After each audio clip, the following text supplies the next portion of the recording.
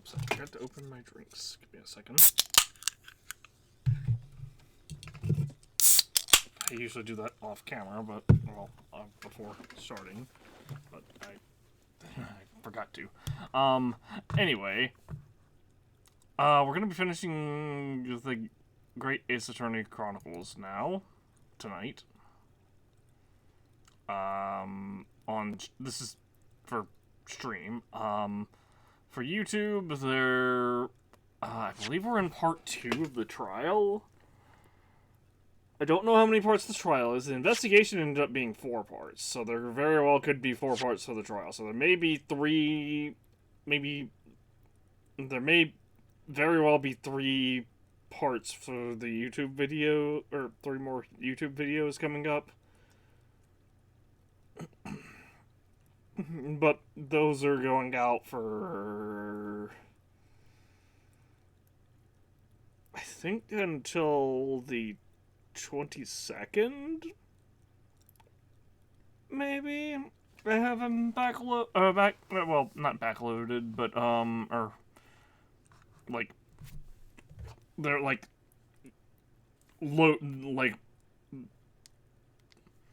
uploaded and scheduled, basically. I just finished doing that.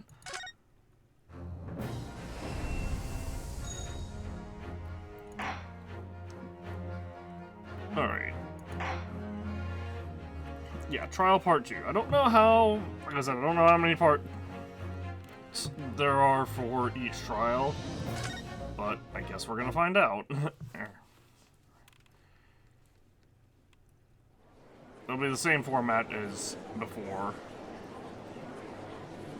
We just did the summation examination because Gino was found guilty as part of the story. Well, the jurors all voted her guilty, and we had to do a summation examination to change the juror's mind. Also, villain Bolshevik, I think his name was, is a member of the jury somehow, so that's interesting. Witnesses, you will now retake the stand. And we're getting more information from the Skulkin brothers because they messed with the scene. They excluded stuff in their testimony, basically.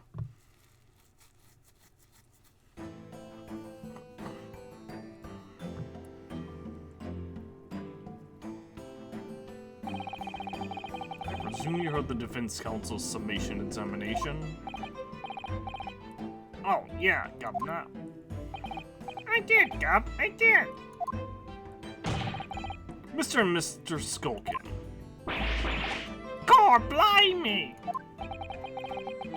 This is going to be hard work. Earlier in this trial, you gave the following testimony about your actions after you entered Winterbanks. Let me review my evidence real quick. Blood is Mr. Mason's.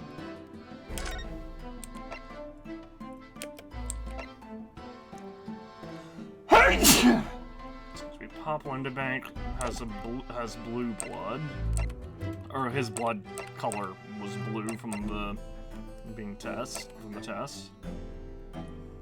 Gilded case.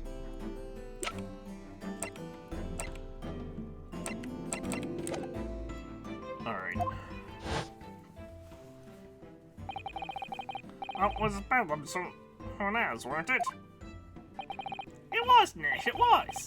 Didn't even have time to pull me dukes out of me Lucy lockets.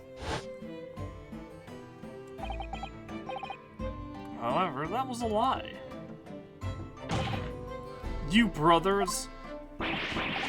God blame me! On the night in question, you rifled through the items on the victim's counter. We never did nothing of the sort! How'd you figure it out?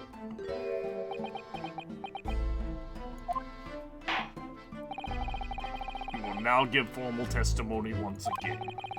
You will tell the court precisely what happened on the night in question, and this time you will tell the truth.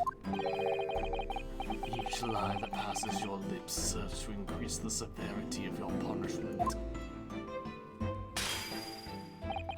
And that, gentleman, may deal a crushing blow to your chances of ever seeing the light of day again. A thought worth pondering, perhaps. Say no more, Gov. We'll blab, we'll squeak, we'll beach.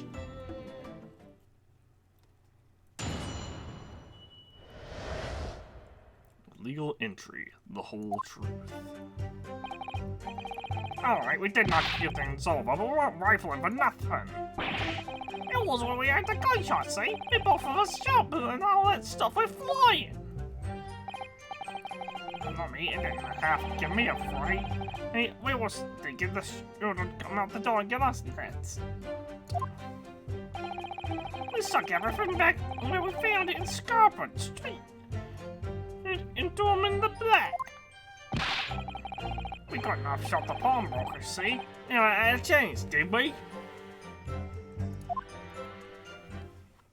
Okay, we're gonna have to press stuff again. So you admit to the defense's accusation. You did indeed ransack Mr. Windibank's countertop on the night in question. Not ransack, Governor, no. Give me a moment, I think the audio decided to break. Maybe not, maybe it fits itself. That's right, Nash. That's right. It's more like we tidied up. Yeah.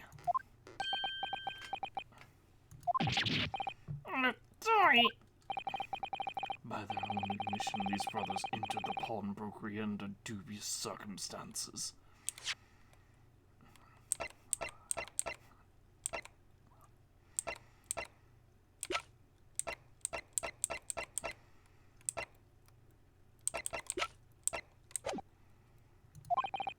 However, they panicked and fled on hearing the gun shop not having first made good their mess.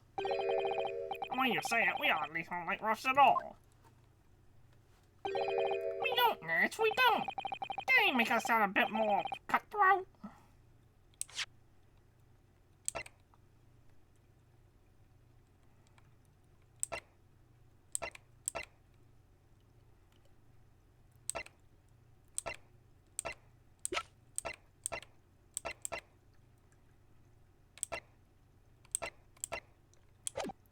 I don't have any evidence. I don't have more room for evidence. It can't just be coincidence these men showed up at Windibank's that night. There's more to their testimony than meets the eye. I'm sure of it.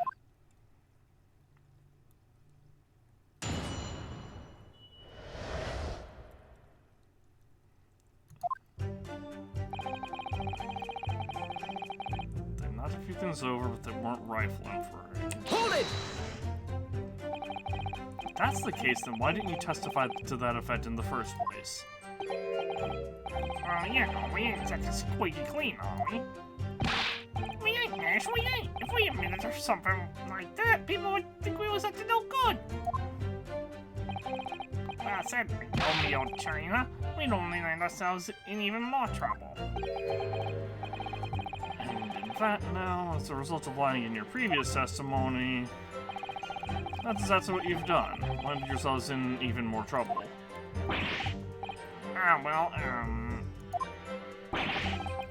It's rotten up. So that's the rotten apple eater. Witnesses, explain your actions to the court. Why did you ransack the victim's counter?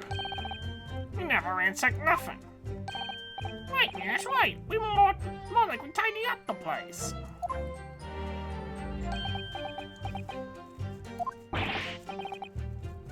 Sorry.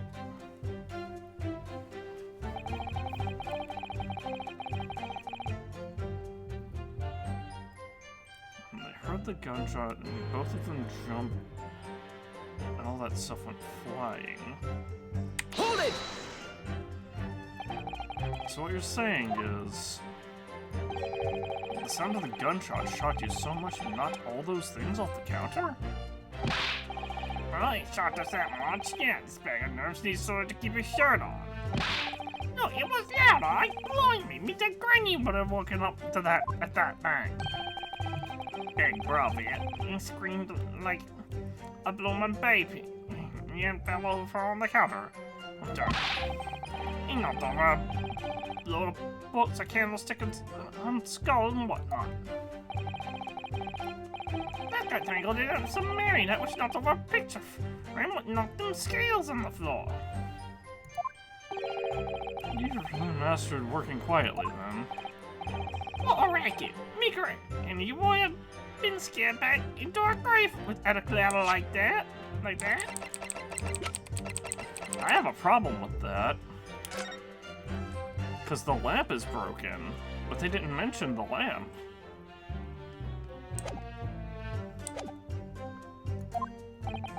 So in short, the gunshot took you by surprise. And then some. I mean, it was quiet as a mouse. Then sudden bam! Excuse me! Inspector Gregson, do you have something to add? Like I keep saying, I don't appreciate being lumped in with these scoundrels. No, something to add about their testimony.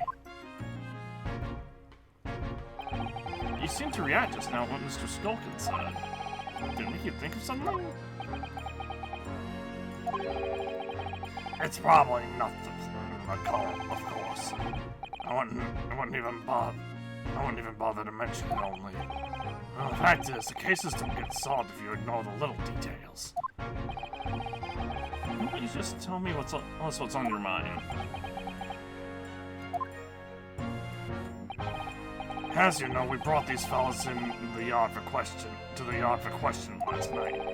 And the statement they gave told a slightly different story to what they're saying now. Did it? You claimed you heard the victim shout something before the gunshot.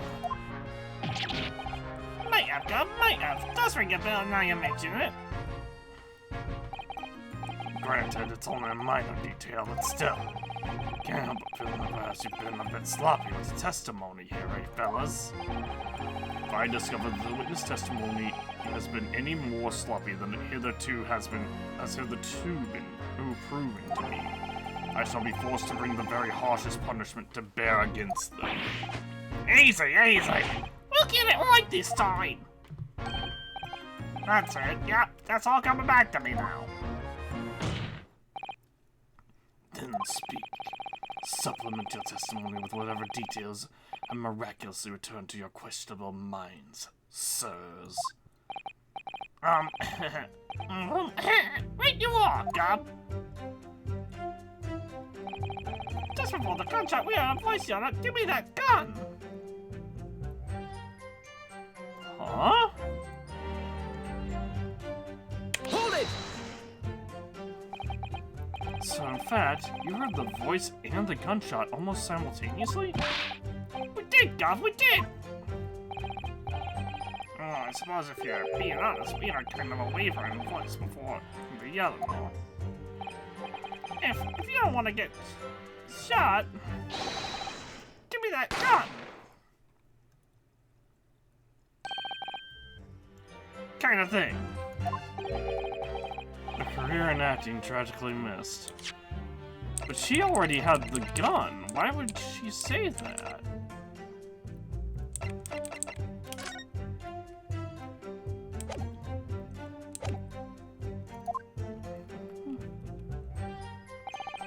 And where the voice is coming from? Could you tell? Of course we could. From the other side of that door behind the counter it was. From the storeroom where the victim was found dead. And the voice you heard, was it that of the victim, Mr. Windybank? On me right inside, of course it was. On his great inside, of course it was. So that would mean that you both knew Mr. Windybank and the sound of his voice. Alright, so that would mean what? What, Nash, what? Any ideas? Yes, Counsel, indeed it would. No, we didn't know the geezer. How am I supposed to know it when that bloke in the fancy club was giving us the evil eye? If you value your lives, you will ensure your testimony is accurate and true. Oh, on me granny's life it is! On his granny's life. His life it must be. It's a good job his granny's dead. To summarize, then immediately after hearing the voice of the victim, you then heard the gunshot, causing you to stumble and upset the items on the counter, scattering them over the shop floor. You make it sound like we're clumsy. Don't forget we tied it up like after the good little boys. Anyway, the way I see it.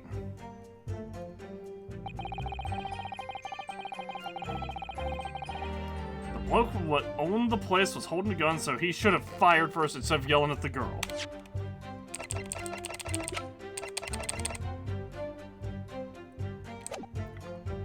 Hold on, let's get this explained first. You're saying that Mr. Windibank had a gun in his hands? Oh yeah, bet that was a sign, eh? Two of them waving the guns at each other. Must have been pretty heated. Got pretty heated. I mean, just before he shouted, we heard the geezer and say if you don't want to get shot. Didn't really sound like he meant it, mind. Warned it right, you could say. Mr. Windibank was known to keep a revolver on his shop counter at all times. People say to protect the articles in his bookkeeping, he'd readily put a bullet in someone's head if required.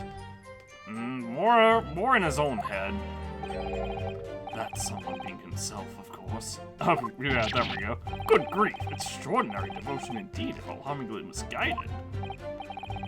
Well, it sounds like he was ready to pull the trigger the other night.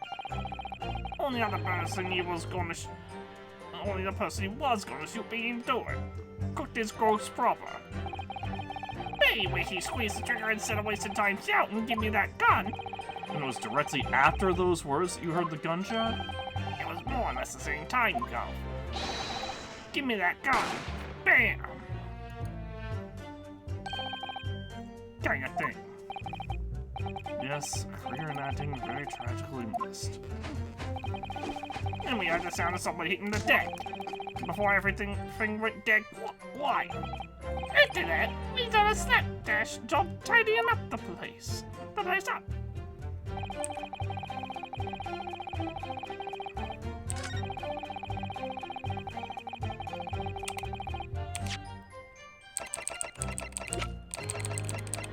Make sure this is the right one. Yep.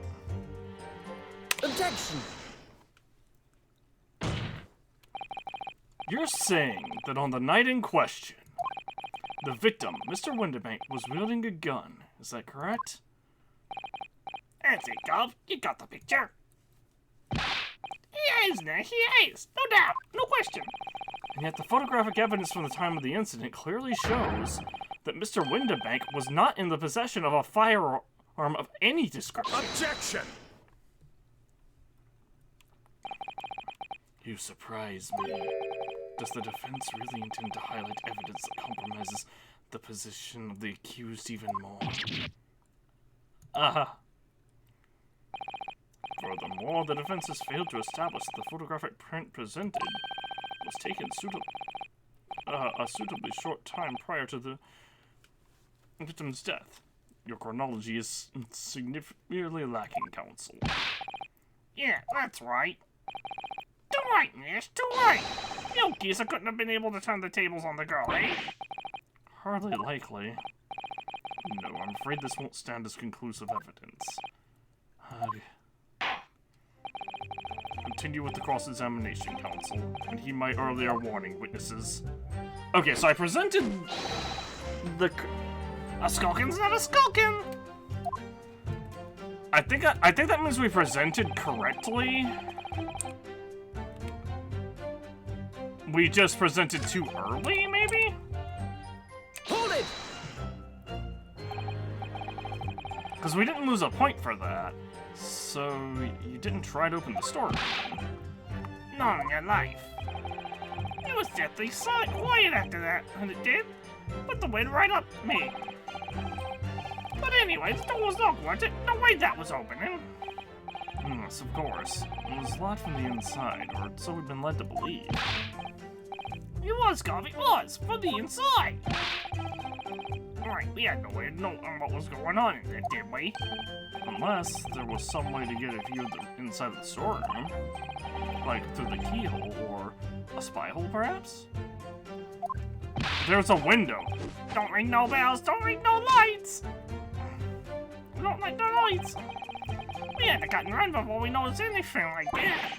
We're still cutting up the teeth in this game, see? But one day, we'll really cut the mustard. Please cut it out. But as we know, behind that door was the victim's lifeless body with the accused not 2 feet away. Yes, unfortunately.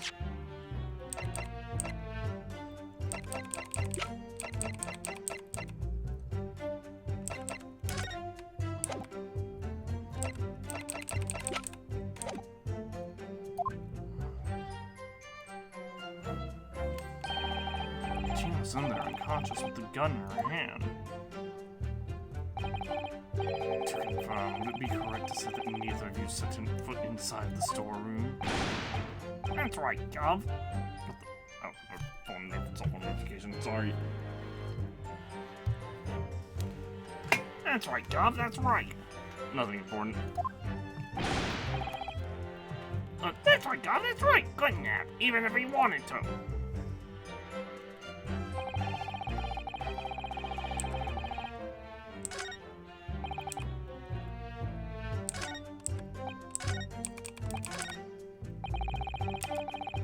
Second back where it was more Hold it! and ran.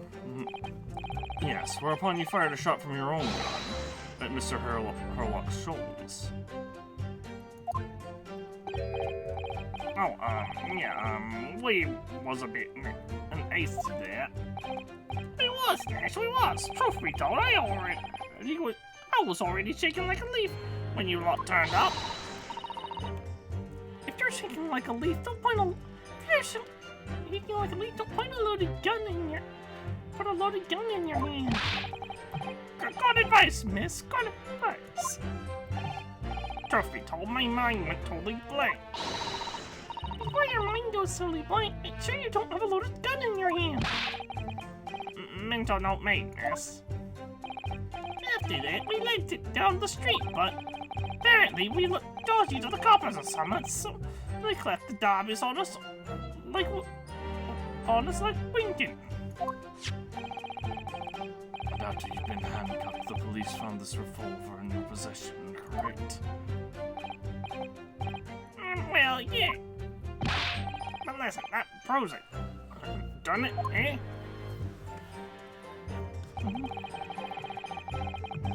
Never had a chance.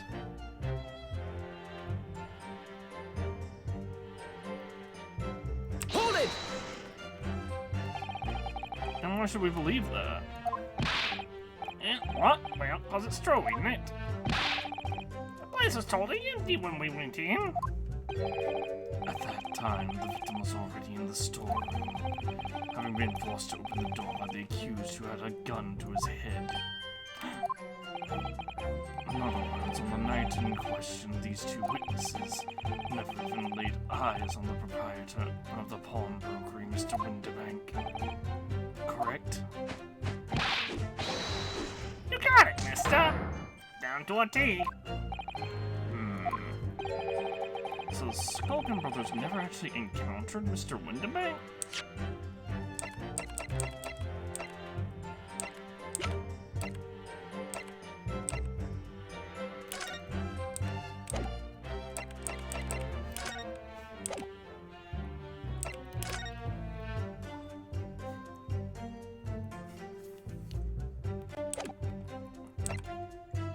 I don't think we have evidence to prove that they saw him or not. Is that really true, I wonder? That's it? That's the full extent of their testimony? What is it, Nina? You look very fierce. I can pour you some herbal tea if you're tired. Oh, thank you, but I'm fine. Being such a logical thinker, you'll probably laugh. I feel as though these brothers are still hiding something. Something important. It's nothing more than a feeling, though. No proof to support it. Well, feelings can be very logical at times. Sorry? People expect things to mean of their eyes, the words they choose. You take all that into your brain and partly analyze it and come up with the feeling like you described. You conclude that there's something suspicious about their testimony without knowing why, that's all. You should trust your instincts. Iris, thank you. Sometimes I think if she's 10 years old, I must be 5.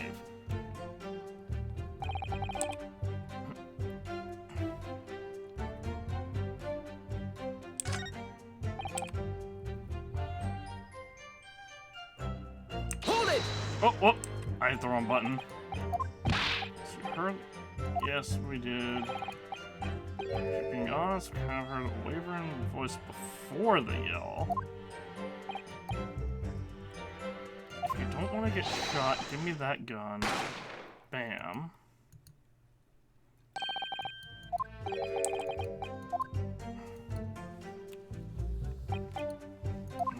Voices were coming from the storeroom.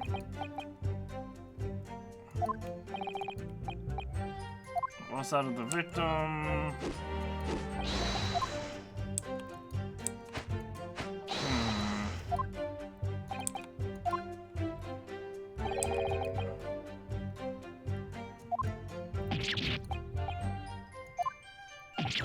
What? This council, they do know him.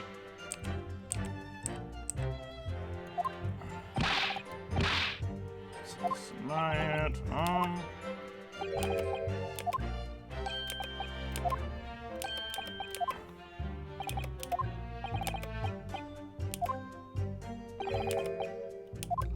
Someone clumsy. Tied it up.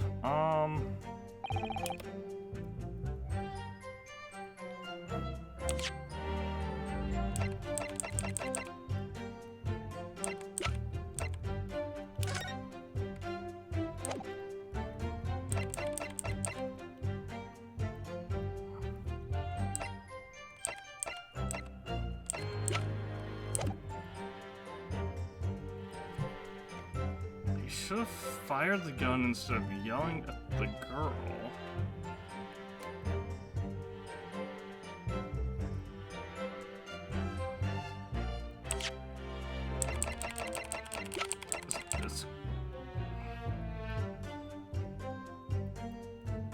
Do I present the gun? Objection! Nope. Let's just consider the implications of that statement for a moment, shall we? What implications? Nothing strikes me about it. Exactly. Nothing. Okay, well that's annoying. Honestly, I made Alt F4 and I may just reload after that. He wasn't holding the gun though.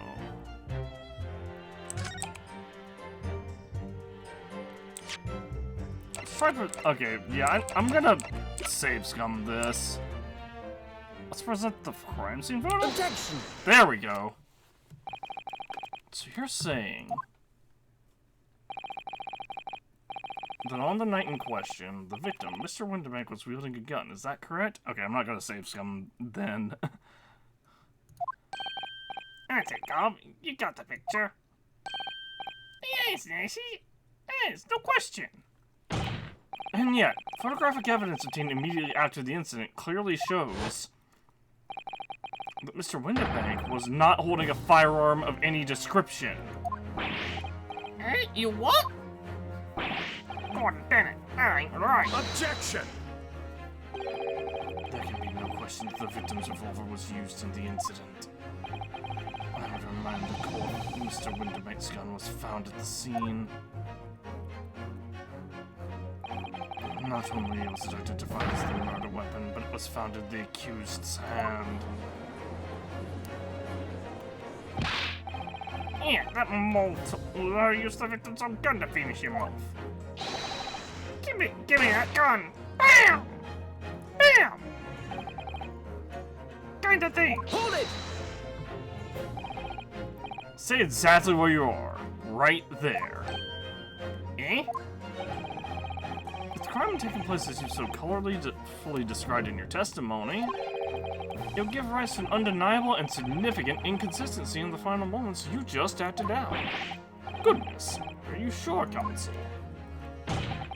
You intrigue me, my learned friend, but let's see some evidence to support your claim. Autopsy report, right? Upper half of the victim's back. Yep. There's the proof that demonstrates this inconsistency in the witness's portrayal of the victim's final moments. Take that! According to her testimony, the witnesses claimed to have heard a shout of "Give me that gun," followed by the gunshot. Indeed, with the two events happening almost simultaneously, so we've been led to believe. Yes, that's right. Now, if that testimony is true, it would mean that at the moment of death, the victim and his attacker would have been facing each other. However, in the autopsy report, it clearly states that the victim died instantly after being shot from the behind.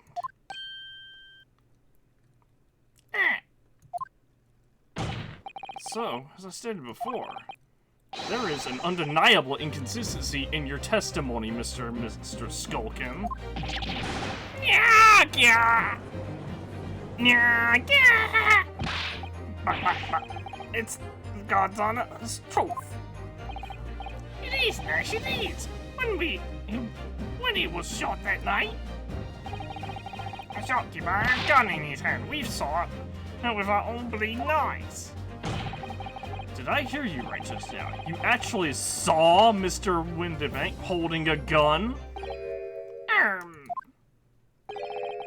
Something like that might have slipped out. Ladies and gentlemen, you have all just heard admission by these two witnesses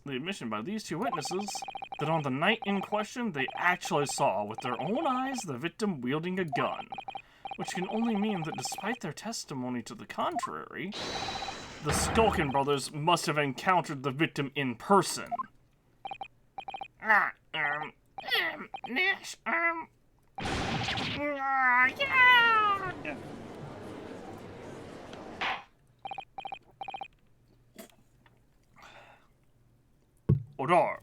Order! Witnesses, explain yourselves at once. Well, the thing is, they weren't supposed to, It would seem that my previous warning fell on deaf ears. I made it quite clear that false witness would be the death of you. Am I to understand that you replaced the untruths of your original testimony with renewed lies? I'm so sorry, Governor. The truth is, see, we, cut it out, Nash, cut it out! If we blab now, you know what you'll do to us. Hey, what are they talking about? Let me make your position here perfectly clear. Is it Egbert? Or Eggert, rather?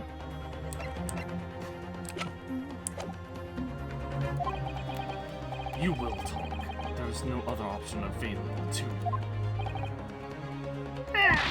Bruv, come on, the game's up. You have a guts for garters. In case it hasn't quite sunk in yet, no matter how hard you try to hide it, the truth will come out. On the night in question, it is now apparent that you brothers met face to face with the victim. I demand that you testify again to explain the precise circumstances under which this meeting took place. Well, do we have to? On pain of death, I suggest you make yourselves fully aware that this is your very last chance to tell the truth.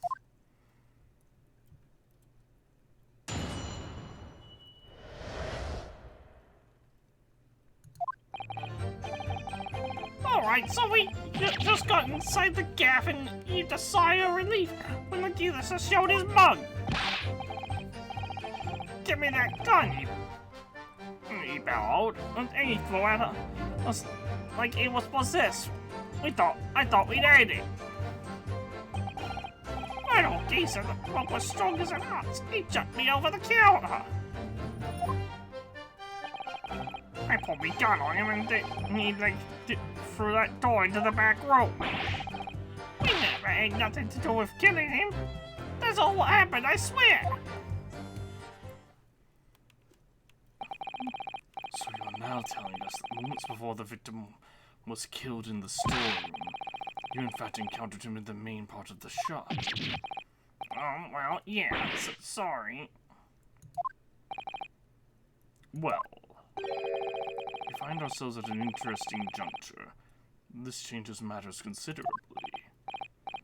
But honest, Governor, this time we ain't got nothing more to hide. Very well, counsel for the defense, you may proceed with your cross-examination. Yes, my lord. This is it. The moment I've been waiting for.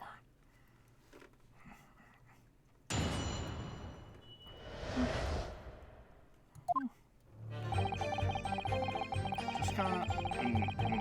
when he showed up... Hold it!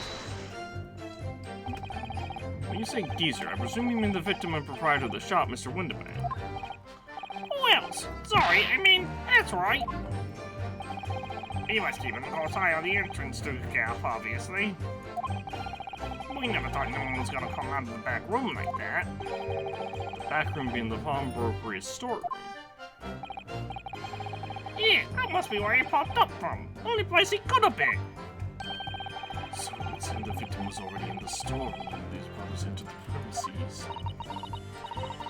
Which means Tina must have been in there at that point as well. That doesn't make sense, does it?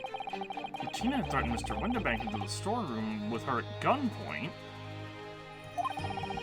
then why would he have emerged from the same room all alone when the brothers arrived? Oh, I don't know. Did you see the accused at that time? What, that multitude?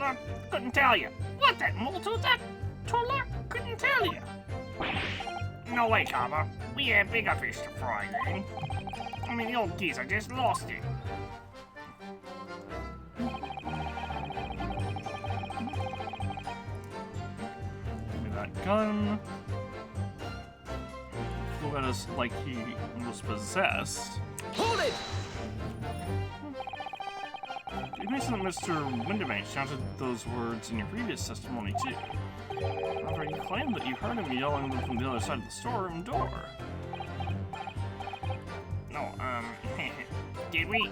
But the truth is, he was shouting those words at you, wasn't he? Yeah.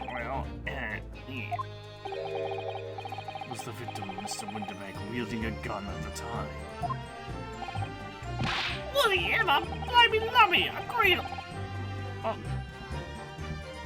ugly barrel he had pointed straight at me front frontispiece. So what you're saying is, you definitely saw Mr. Winderbank with the gun at that time, is that right?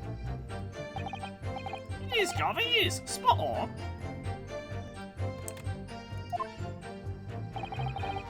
And all of a sudden he came at us. He did. It was Bedlam. I didn't know who was going for who. You clearly were all going for each other. Like that shit, we thought we had it. I mean...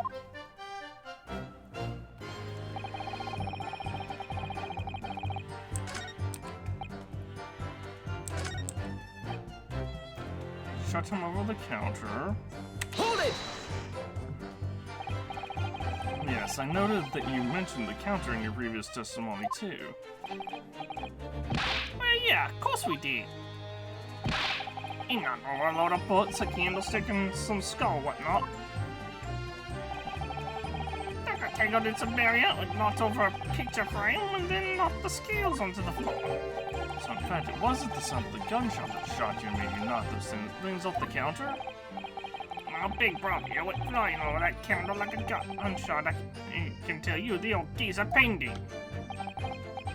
It ain't Nash, it ain't. If you hadn't been there, the bloke wouldn't have flattened me like a blue pancake in seconds. At the time in question, the alarm was raised at the local police station via a secret cable from the pawnbroker. There was a button under the counter used to activate it, which was presumably pressed by the victim. That's right, when the brothers fled the scene back onto the street, they ran straight into the Ryan police, didn't they? Mr. Winterbank, he did everything he could to protect his shop.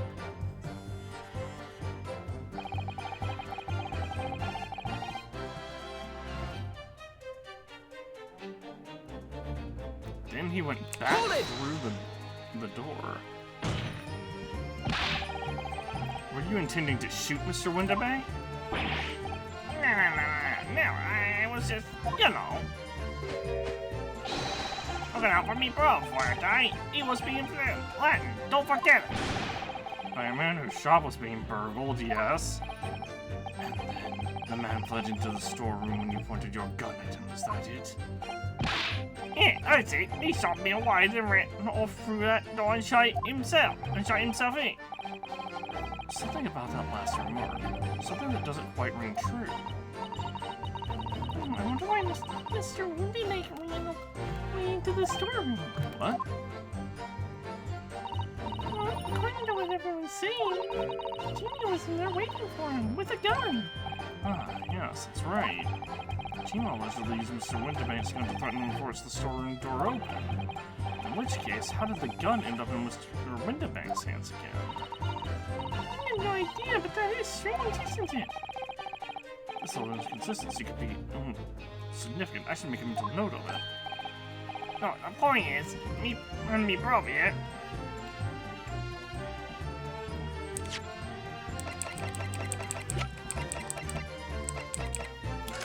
So the gun was in Gina's hands, right? Yeah, that's what they're saying. That's right. Yes, it's right. Me and me bro here.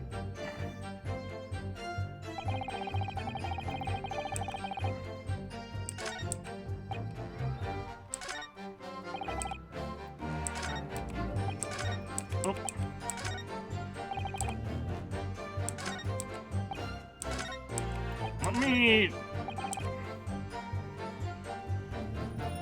Let me press this last thing too. Hold it! There's no more evidence for us to gather, but there may be like we may have to press to get to a 0.2%. Still, you say you had nothing to do with it? Nothing at all. Nothing, God, nothing. The old geezer went and shot himself into back home, didn't he? Look, it was from the inside. We know it was, because we tried to open it. It's a decent door, that one, good and strong. Wouldn't budge an inch. So in the situation remains unchanged. Inside the storeroom with the pawnbroker, there was only one other person. The sole person who could have possibly shot the victim. The accused was Gina Lestrade. Ugh! It would indeed appear so. What say you to that, counsel? I don't know. Was there anyone else apart from Gina who could have possibly shot Mr. Winterbank? Absolutely.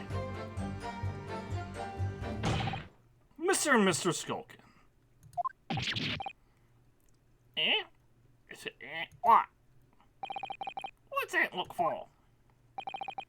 From the moment you admitted that you'd encountered the victim face-to-face that night, the course of this trial changed completely. It did? What is your point, my learned friend? The question was, unless the answer is, who could have shot Mr. Winterbank? And it is the belief of the defense that the defendant is not the only possible answer.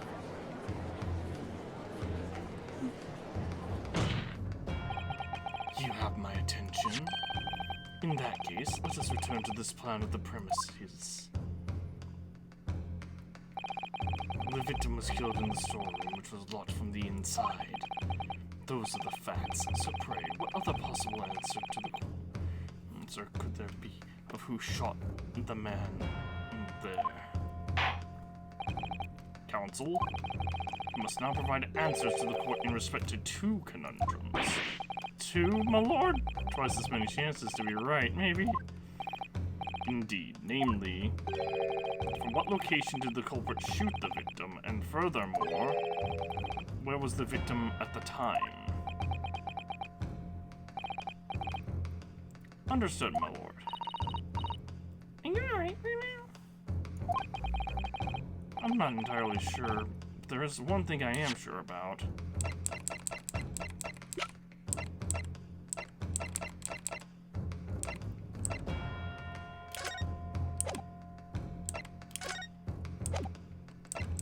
I don't know how we're gonna position where he was shot at.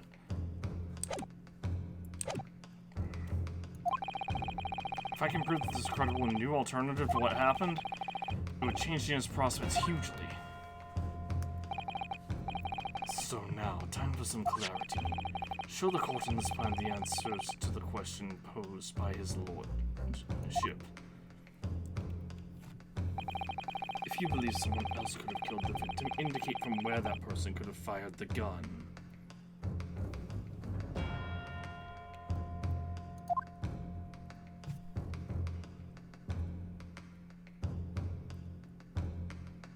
The only place would have been within the storeroom, right?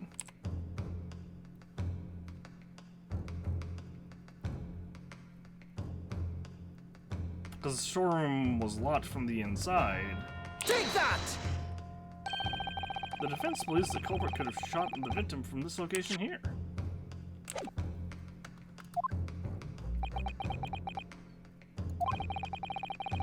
And in answer to the second question,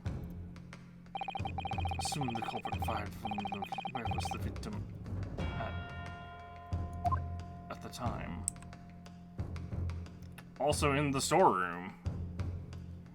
Oh, I'm wrong. Wait, no, because it was fired at another angle. The defense believed the victim would have been in the Objection! What your answers in fact show is that your own position is as absurd as those you've indicated on the plan. What are you saying? What, Lord, what is... You're wrong. Okay, So the question you are, from where did the culprit shoot the victim, and where was the victim at the time? Well, yep. At least choose a place that's outside the storeroom.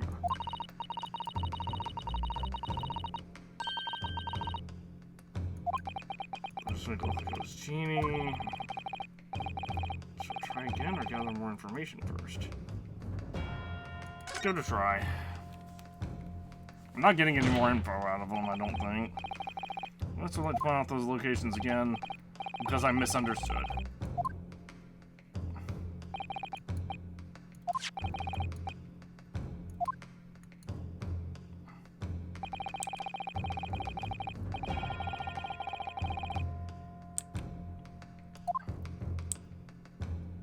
They could have fired it from...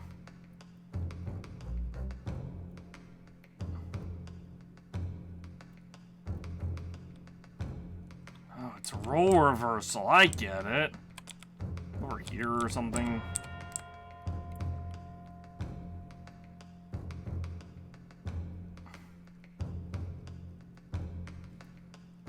Take that! Defense believes the culprit could have shot the victim from this location here. And the second, where was the victim?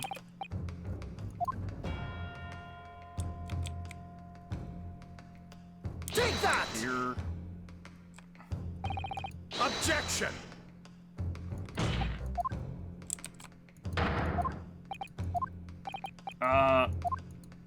Wow, we might actually...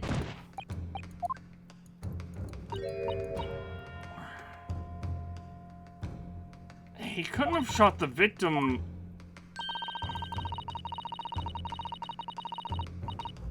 I don't see why we can't show this. Could have done it in the storeroom. Can you guess? That's what I'm looking at, I suppose. Someone other than Gina in the storeroom. Let's move here. What? I did that already. I tried inside the storeroom and I tried inside the main shop. What do you mean?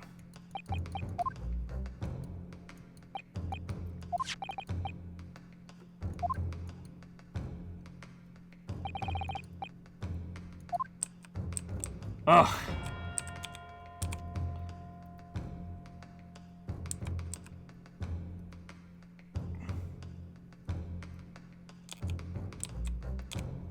They fired the gun from inside the store. Take that!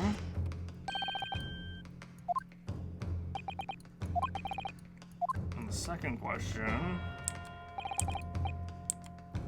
The victim was outside the store? Take that! Objection! Please. Oh, time to save scum then. Alt F4. I'm sorry, there's no save stating this. So we're gonna have to go through the entire thing over again. For YouTube, it's just gonna be a quick... it's just gonna be a really quick... well, it won't take long. I'll fast forward through everything real quick. That very much seemed like a glitch because I tried both of them in the storeroom. I tried both of them outside the storeroom. I tried one in the other. Oh, it gave me back. It put me back at this point. Awesome. Okay, so it would have also been here in the storeroom. The defensive place of the victim would have been in the position here. Objection. Oh, save some.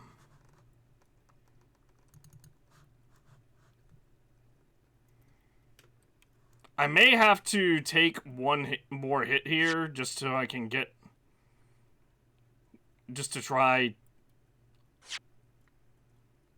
Again, I think it's wanting us to say that he was shot from outside of the storeroom, but that's not physically possible because he was shot at an upward angle.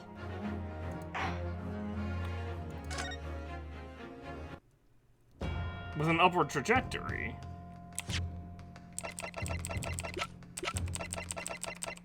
According to the...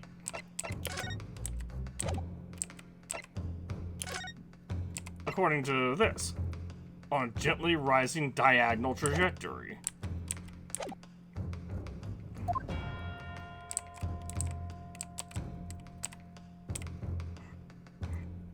Take that! Well, this way the victim would have been in this position here. Well, your answers... Okay, let's try putting the shooter outside and the victim inside. I actually didn't expect it to be, like, checkpointing like this. Questions are, from where did he shoot the victim and what place? You have to choose a place that's outside of the storeroom. If you're saying that someone shot from inside the storeroom, they'll just say it was Genie. But... Let's move. Try it again. So we're not getting more information. We pressed everything. Could be for punishment, blah blah blah.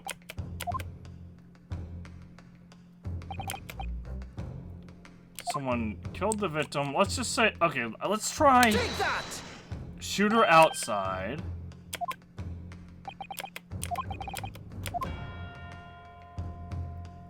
And then victim inside. Take that! Okay. So it was shooter outside, victim inside. That's so stupid. That doesn't work. What? Ryonosuke, you're an idiot. The culprit shot the victim from outside the storeroom. Continue. Mr. Windebank died instantly from a bullet wound in his back. Looking at the stain of blood on the storeroom floor, it doesn't appear that the body was moved after death, which tells us that he almost certainly was shot while he was in the storeroom. However, the crucial point is, where was the shooter when the fatal bullet was fired? So you are adamant the shot was fired from outside the storeroom? Well, according to the Skulkin brothers' earlier testimony... I was thinking it was this guy right here. I pulled my gun on him and then he legged it through that door into the back room. Mr. Winterbank ran away through the door. We have to assume that the door was open at the time. Ah!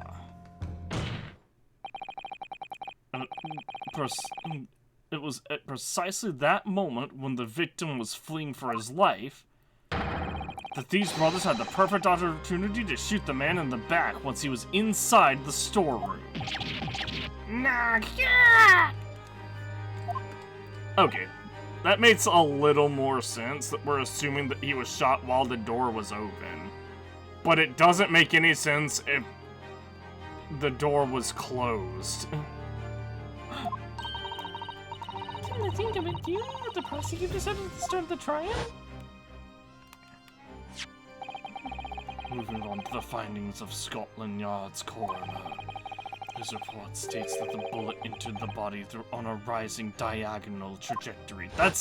Yeah, that was my exact issue. It means the victim was likely shot by someone significantly shorter in height than himself.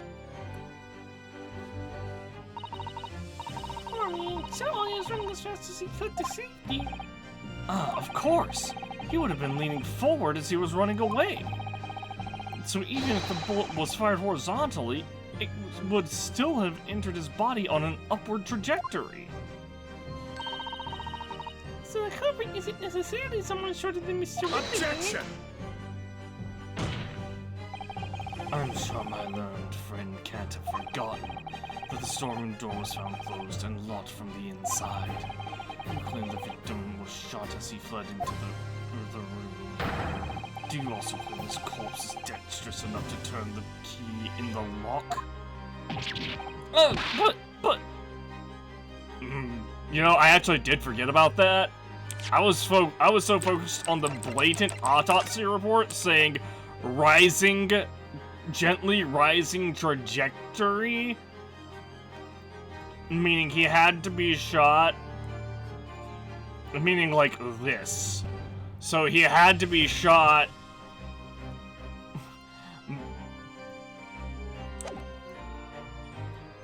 and the fact that there would have been a door in the way. What if someone else locked the door? Yes, there's someone who could have locked the door in the storeroom. Is that so? Very well then, counsel. Present your hypothesis to the court. In the scenario just described, the defense's assertion is that the victim was shot from outside the storeroom. In which case, who shut and locked the storeroom door from the inside? Gina was unconscious, so it would have had to have been Nash, right? Take that! Obviously, that person could only have been... Just a moment, who knew? What? I'm just not going to dramatically let the prosecution unveil an amazing revelation. Sorry, just before you do, maybe you should take a deep breath and think things through one more time. The story was locked from the inside, so whoever locked it must have been inside too, don't you think? But Gina was unconscious. What the fuck are you talking about? Ah, like Mr. Winterbank, you mean? Yes, except that he was dead. There's someone else that could have been. Only one other person, really. There's a window! What is wrong with you people? Oh, only one other? You're out of time, I'm afraid. For which you must be penalized. For which we are going to be reloading. Because this is going to be a long trial, so...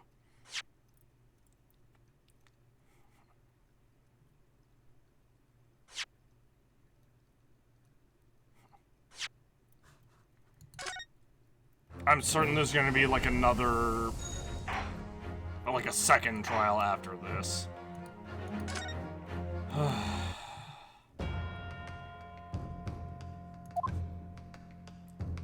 Oh, it's way back here, jeez.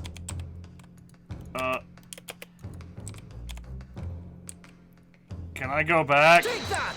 I know that this is wrong, but... Objection! Ugh.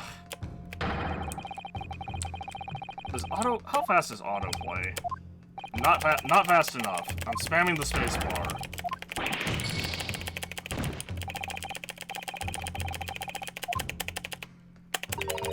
I'm spamming the spacebar. I can't believe that the last save was this far back. What do you mean? What is the point of a checkpoint if it doesn't save if it doesn't save frequently? Give it a try. Alright. So they want us to put the shooter first, which is, you know, obvious.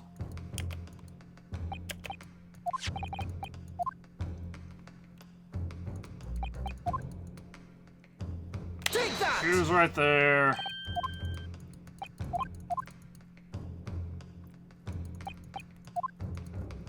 Victim's right Take here. that!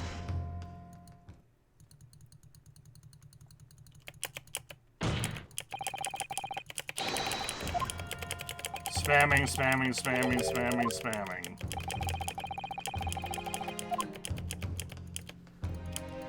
Spamming, spamming, spamming, spamming, spamming, spamming.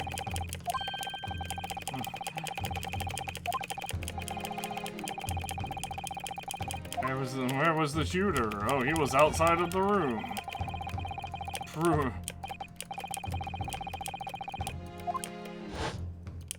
So I get what they're wanting us to say. They're wanting us to say that Gina was the one that locked the door from the inside, ignoring the fact that Gina was literally unconscious.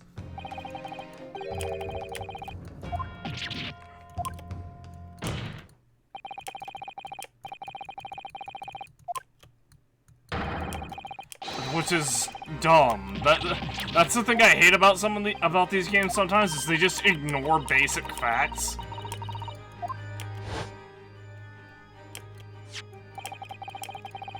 Maybe they'll address it immediately and be like, "Oh, but she was unconscious."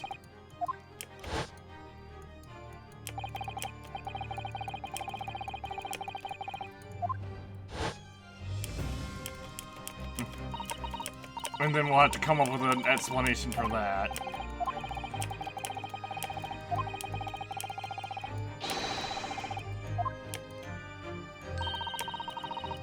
Objection!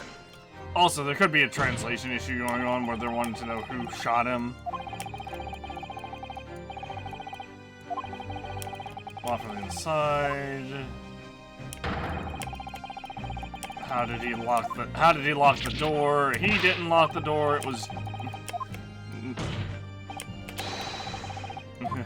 there is someone else who could have locked the door. Is that so?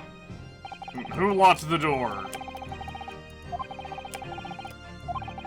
The defense's assertion is that the victim was shot from outside the storeroom. In which case, who shut and locked the door from the inside? Gina, I guess. Take that!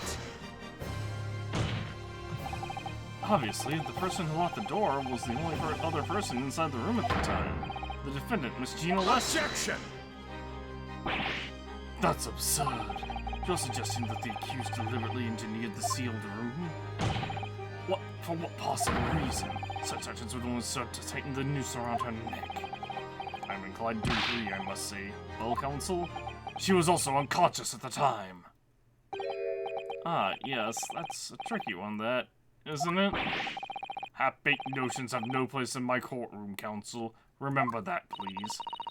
Of course Jeannie would have locked the door. It almost goes without saying, doesn't it? It does? She was unconscious! Well, if I was Jeannie in that situation, I know I would have locked the door as quickly as I could. She was unconscious! Are you suggesting she fell asleep in the middle of a fucking robbery? I mean, Mr. Bargos just fired a gun in their direction, hadn't they? Oh, yes, obviously. Before the two brothers arrived, Miss Lestrade and Mr. Windermere were in the storeroom together. Now, I don't know what went on between them at the time, but at some point, Mr. Windermere must have heard the intruders breaking into his shop and left the storeroom. Intruders, eh? That's us, bro. If your theory is correct, that would leave the accused alone in the store. Yes, it would.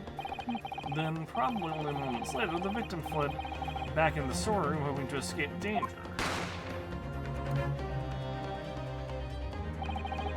Hit in the back by a bullet, Mr. Winderbank fell to the floor where he was, just inside the storeroom. And what we have to ask ourselves now is what would the defendant have done in that moment? I see where you're going with this. Outside the storeroom was a terrifying killer who had just murdered Mr. Winderbank. As soon as that thought struck Miss Lestrade, she slammed the door shut and locked it, in order to save her own life. Hold it! But we ain't the ones who done it. We ain't. You gotta believe us. I mean, come on, we never shoot no one. Objection! That's blatantly untrue. I know for a fact that you would. Because before my own eyes, you shot Mr. Herlock Scholes. We're still ignoring the fact that Gina was found was unconscious. There's only one logical conclusion here. I think it even says it here, right? Yeah, Gina was holding when she was found unconscious. Mr. and Mr. Skulkin, you brothers had every opportunity to have been the true perpetrators of Mr. Winderbank's murder.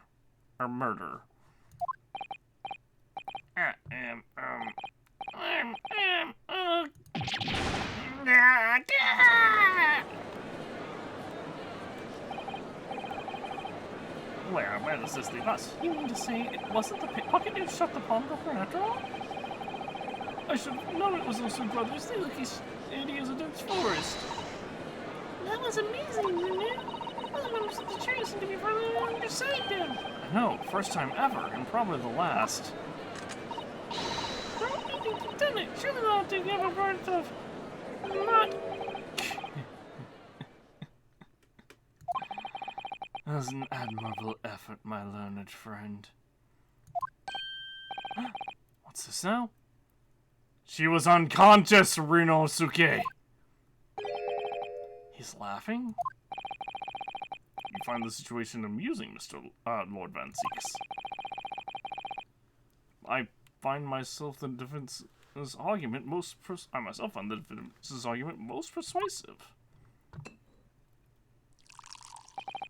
I dare say, such chicanery is the bread and butter of the street performers in your provincial eastern nation.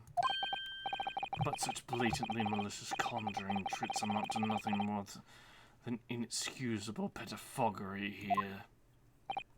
What? The hypothesis you put forth is so ostensibly credibly cannot and will not. The hypothesis you put forward so ostensibly credibly cannot and will not stand. Because, you see, it contains a fatal flaw. A fatal flaw? The defendant was unconscious, Ryunosuke! Do you mean to tell me that you're unaware of your logic's failing? No, I'm very much aware. That's the player character that's an idiot. I say it, Lord Van Zeeks.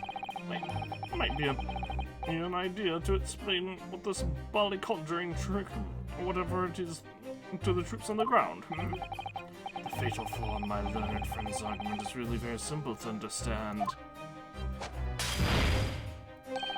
Assuming you're not too dim-witted to count bullets. Oh, that too. Only one shot was fired from... Well, one shot was fired from... Only one shot was fired from this gun, and only one shot was fired from that gun. By George, count bullets. Oh dear. You noticed then. Yeah, each gun was only fired once. Huh? What's everyone talking about? Council. Yes, sir? Tell the court, how many bullets were found at the scene of the crime? Two. Two bullets. Correct. The first that which hit the victim in the back, ending his life. And the second that which struck the detective, Mr. Herlock Sholmes, on his arrival at the scene. Indeed. The defense presented a picture showing the damage caused by the second bullet earlier in the proceedings. The bullet which injured Mr. Sholmes appears to have passed through his body to strike the calendar. Your Lordship's understanding is correct. Furthermore, we know there are 2 firearms involved in this incident. Also, the audio broke, so give me a second. The revolver belonging to the victim, Mr. Winterbank, and the Skulkin Brothers revolver. The evidence shows that a single bullet was fired from each gun. Yes, indeed it does. A single bullet from each. Now then, my learned friend.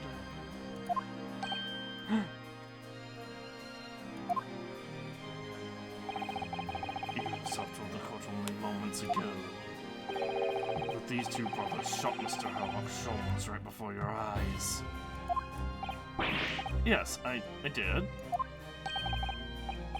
Oh my goodness, I think you'll find that if the single bullet that was fired from the brother's gun hit Mr. Sholmes, it means... Winterbank not shot. Winterbank not shot by same gun. Stop. Only 1 bullet. Stop. Exactly. Yes, this Nipponese street performer presented an ostensibly credible argument. However, it was never anything more than a diversionary trick with no hope of standing up to scrutiny. Ugh. Ugh.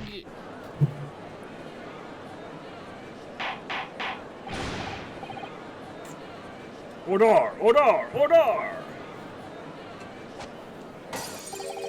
Pray forgive me the discourtesy of flinging the dregs of this hallowed nectar into the public gallery. Lord Van Zeeks?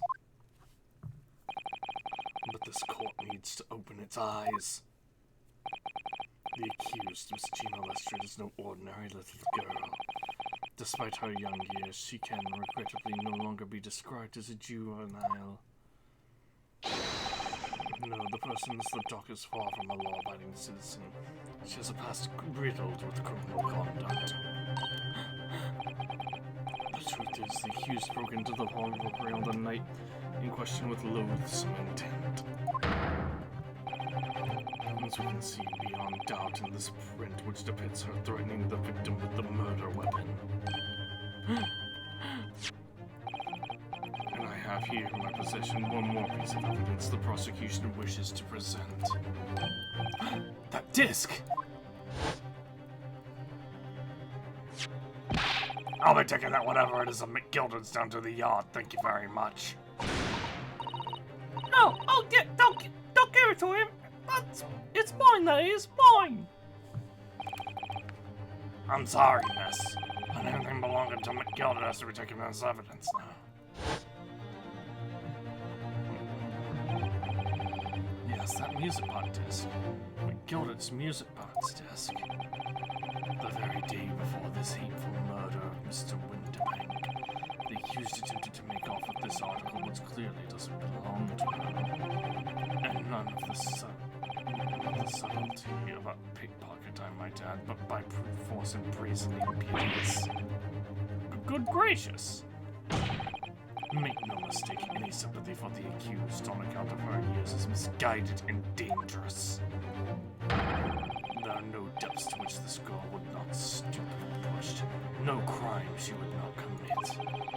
The court forgets that fact at its peril. I I see. I think it would be prudent to take this music box disc into evidence council. A grim testament to the character. Lord Van Zee, Inspector Gregson, what? Yes, Inspector. we had a meeting yesterday at the yard of the prosecution service, and I think it was agreed that this wouldn't be used as evidence. What's this all about? Why is the inspector acting strangely? That's the first time he said anything to Van Zeeks at all. I am unaware of any such meeting. But those were the instructions right from the top. The government bigwigs were insistent. Inspector, I am the prosecutor, and I alone determine how to present my case. Your warning is noted. Thank you. The prosecution wishes to proceed with submitting this disc as evidence, my lord. Indeed. Bailiff? The music box disc has been entered into the court record. Perfect! The prosecution has established the accused's motives, opportunity, and baseness of character. We got more evidence than we were told could be held. Hey, Iris, do me a favor. Oh, yeah, This is blood. this is blood. Yes, you're right. Just a small smear, but definitely blood. Actually, I feel as if I might have noticed that before. Yeah, it's my turn to say it again. I'll be waiting. I thought I'd be waiting forever. Alright, hold still with that disc for now. Can we get this done quickly, Iris? In a flash.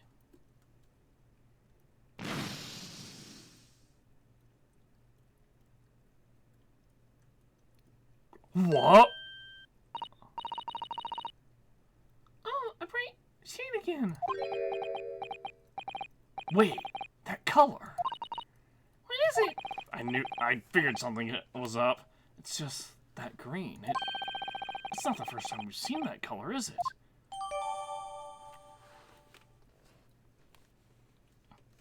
Blood samples portfolio updated.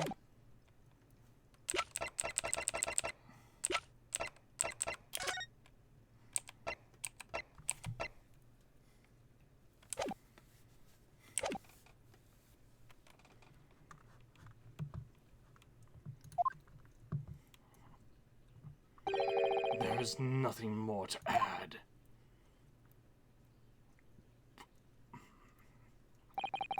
Ladies and gentlemen of the jury, I await your informed decisions and rest my case.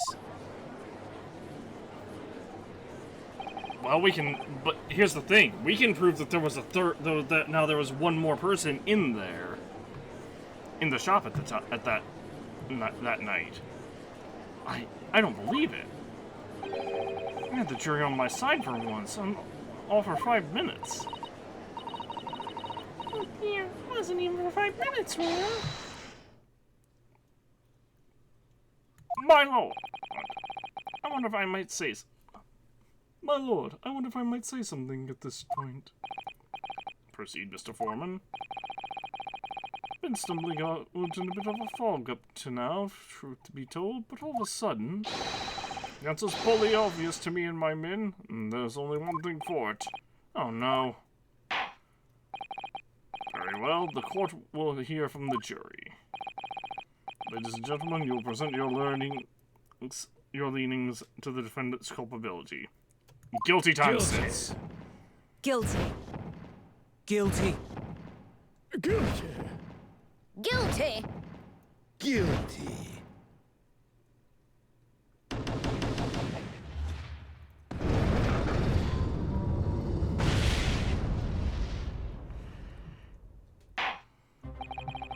We have a consensus among the jury, it seems. We have eliminated the impossible. What ever remains must be the truth. That's my line. I wrote that for her.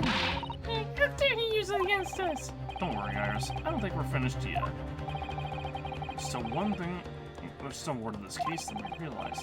There must be, because there's one thing I'm absolutely certain of. Gina didn't shoot Mr. Windibank. That's beyond doubt. Very well. We will proceed with the second summation examination of the day. Mr. Foreman, are you and the other jurors ready? Gird up squadron is primed and ready for action, sir. Very good. So, ladies and gentlemen of the jury, you will each explain on what grounds you have now determined the defendant to be guilty.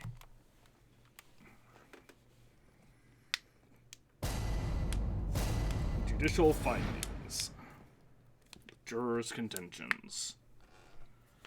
It's been an hour and 20 minutes already, jeez. Once a rogue, always a rogue, I say. Direct breed to us law-abiding citizens. As only 2 bolts were found at the scene, I would say the whole case is done and dusted. You don't need a serious script to see the truth here. Every way you look at it, which way you look at it, it was that pickpocket. I never imagined that simple operation would cause me such grief. The accused attempted a theft on the previous day. I can see I'm in for a busy day ahead. I am ballistics expert. I have seen many shootings. There is nothing I do not know about guns.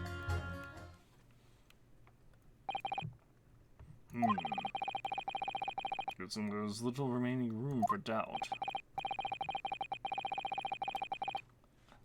I have to admit I was rather bowled over by the argument put forth by the chap in the black. When that fell apart like a house of cards, I saw that I'd jolly well been hoodwinked. Well, no more. The whole courtroom is turning against me. It's not fair. Iris? Prosecutor's being mean. Just because Jeannie's done some things she shouldn't have done in the past doesn't make her a murderer.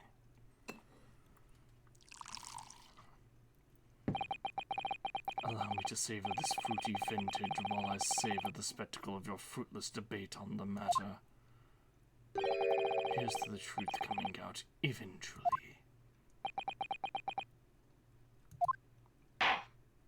I drink to that. In a bit. That's enough preamble. Counsel, proceed with the summation examination.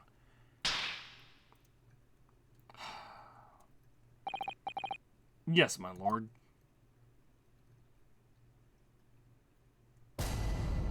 Jury examination. The defense's rebuttal. Hold it! Just because Miss Lestrade has a history of pickpocketing, she must be guilty of murder. Is that what you're saying? Ah, well. Oh, well. Are all British members of the British Army so quick to judge? I beg your pardon? Are you mocking Her Majesty's Armed Forces, the greatest military organization in the world? No, I'm simply illustrating my point. Making assumptions based about people because they're a soldier or a pickpocket is wrong and dangerous. Well, yes, I might have a point there, I suppose. But let's not forget the girl had already shown she had it in her from before. She's clearly a criminal through and through, can't deny it. When you say that she has shown it in her, are you referring to this?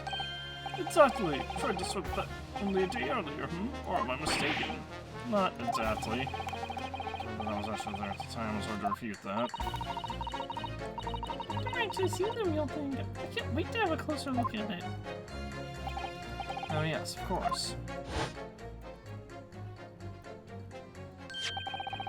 Mr. Sholmes did use his caramel bars to make a copy of the disc, didn't he? Then ordered every type of music box he could find from across Europe.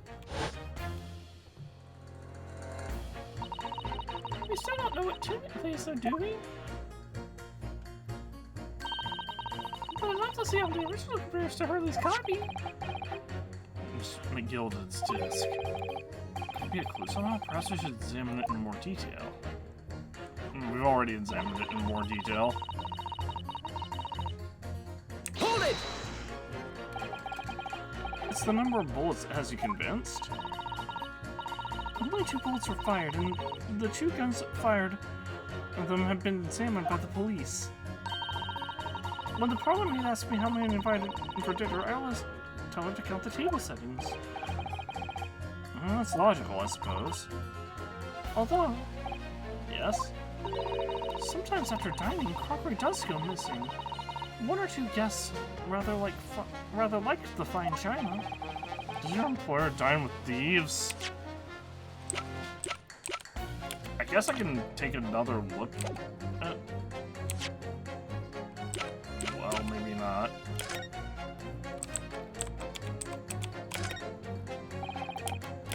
Anything on the place. Former gilded. Format gilded? That's the menu defended in court a couple months ago, isn't it? Well, Yeah, or rather mistakenly defended. what's he saying doing on the back of this disc? That's a question I'd love to know the answer to myself.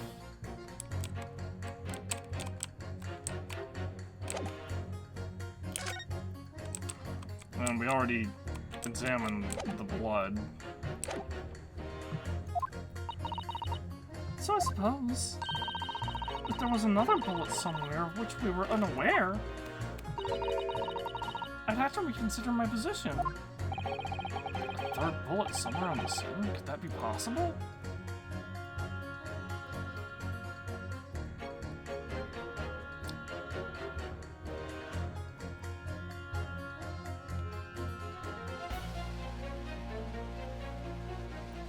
Oh geez, I'm gonna say it's impossible for now. I don't know if... Unfortunately, only 2 bullets were discovered by the police during their investigation. Yes, I know. Alright. I don't imagine the good men of Scotland Yard would have overlooked anything. If I missed a bullet while I was cleaning his lordship's office, well... I should receive a sound scolding, I don't doubt. He should receive a visit from the police, perhaps. It sounds like a crime scene to me. A third bullet. I'm completely from things around it. There was one, wasn't it? Do you think we might find one lying to ransom me? Which is the hint of, hey... Which is a hint of, hey, look at the music disc. I need a stereoscope to see the truth. Which one? Hold it!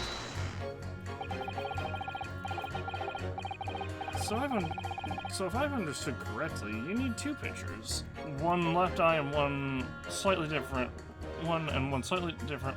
right eye one. Exactly. Then you can see the crime scene in 3 dimensions like this. So if we have 2 bullets, I don't suppose you need to see anything useful with them. I think you'll find that no matter how much you squint, the truth of the situation always is the same here. Looks like who shot the victim is that girl in the dock. How can you be so sure of that? Think about it. The Skulkin brothers shot the great detective, didn't they? Yes. It's been mentioned once or twice.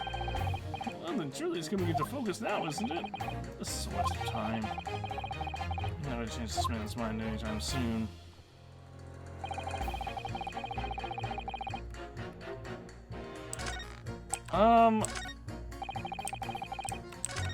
You know what? Let's go for it. Hold it! It's the number of bullets. 2 bullets are fired.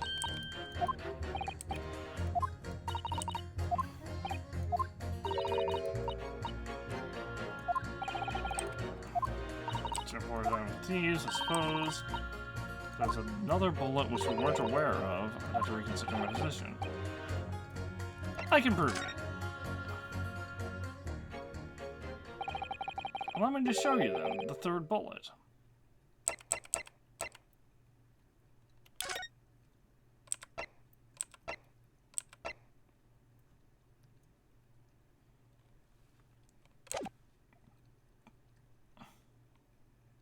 Take that! I don't suppose this would pass as the 3rd bullet. Passes for a bullet as much as you pass for a lawyer, my learned friend. Coming from here, I'm going to take that as meaning not much. In no way does it resemble a bullet, if that helps you understand my last remark. Alright, Alt F4. Alright, so what I thought we were supposed to do there... Let me explain my logic there before I open the game back up. My logic there was We know that the green blood came from the Eggert Benedict guy. So that places him at the scene when everything was going down. Which means that that bullet in the scene is the bullet fired from the revolver. He died from probably Benedict's gun. And then the bullet that shot Sholmes was like... Oh yeah, the bullet that shot Sholmes was still in there, because they had to remove the bullet. They had to go into surgery and remove the bullet.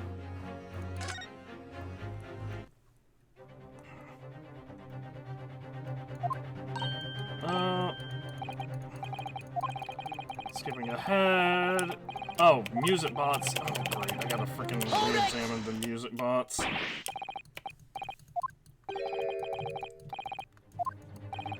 Why does it sound like they got a teenager to voice Gregson there?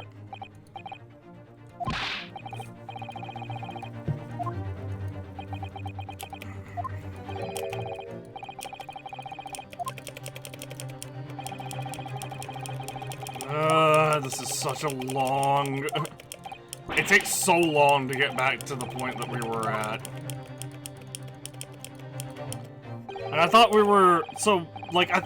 Obviously, I thought we were presenting the blood record to be like, this third bullet that we thought was the one that hit Sholmes is actually the bullet from the revolver.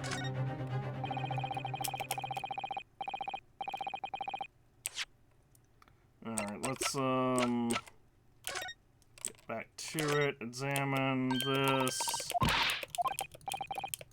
But, it didn't even let me present the portfolio, basically. Or, I presented the portfolio, and I'm like, ooh, this is the bullet. Maybe the crime scene photo is the third bullet?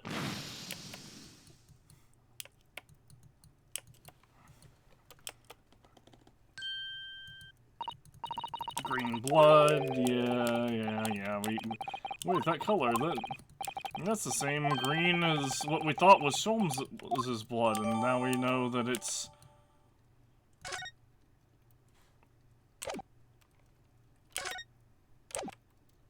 And we know that he had and Bruno, being, a complete airhead, forgot that Eggert right here, Eggert Benedict, cut his hand on the disc, and that's where the blood came from. Nothing more to add, blah, blah, blah, blah, blah. Everyone's gonna say he's guilty, and then we're gonna have to press a bunch.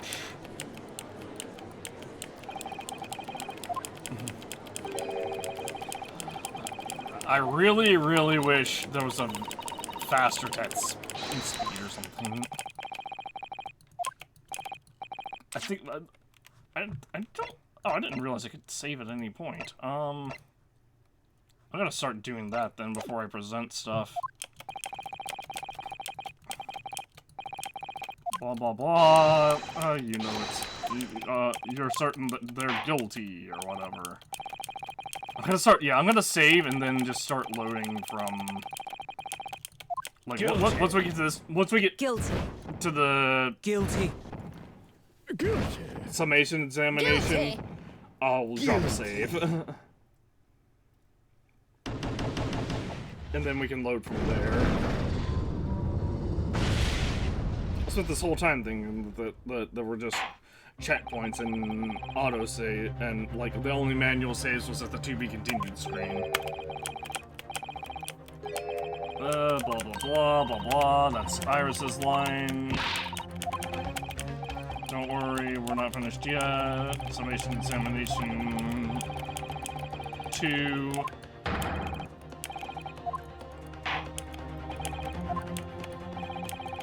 Proceed with the second summation examination. And I don't really care what your reasons are. You're wrong. You're wrong. I just had to prove it. See, it's tough when you're smarter than the video game expects you to be. When you're like, oh, now I know whose blood this is. But the video game's like, player. You don't actually know who's... the player. You may know who that is, or whose blood this is, based off of the color. But that doesn't matter, or whatever. Illicit sets for seen many shoes, nothing I don't know about guns. Assume there's a little remaining room for Dell, blah blah blah, blah blah.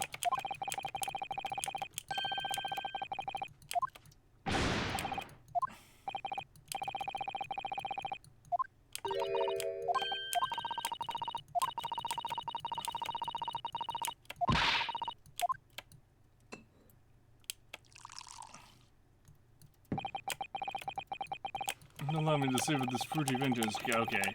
Come on, game. Speed it up. Speed it up. I'm spamming spacebar. I'm spamming left click. I'm now also spamming right click. Okay, we're finally at the... Hold on. I think I heard the audio break again. I guess not.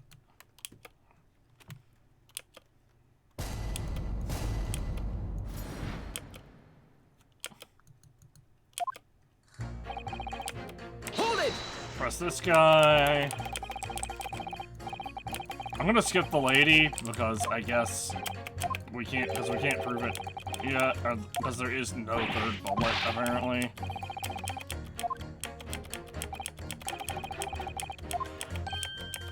Just illustrating the point, making assumptions.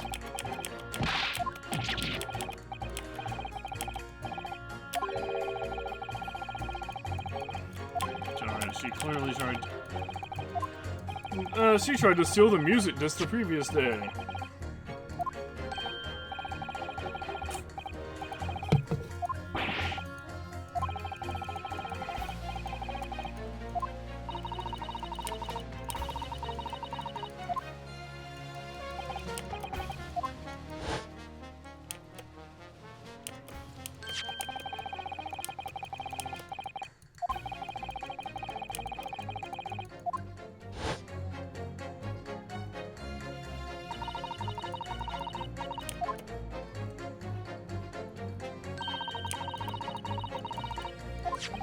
Come on.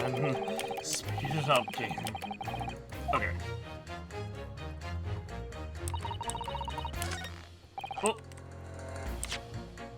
Alright, I'm gonna drop a save. I'm gonna drop over save over slot 18, I guess. Maybe that will let me load from later on. Okay, yeah. Oh. There's no other.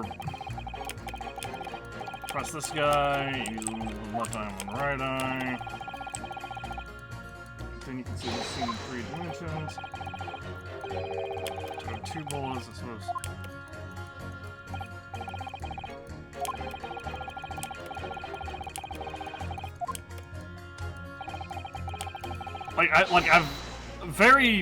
It's very easy. Like if we were at this point IRL, I would very easily be able to establish the presence of the third party.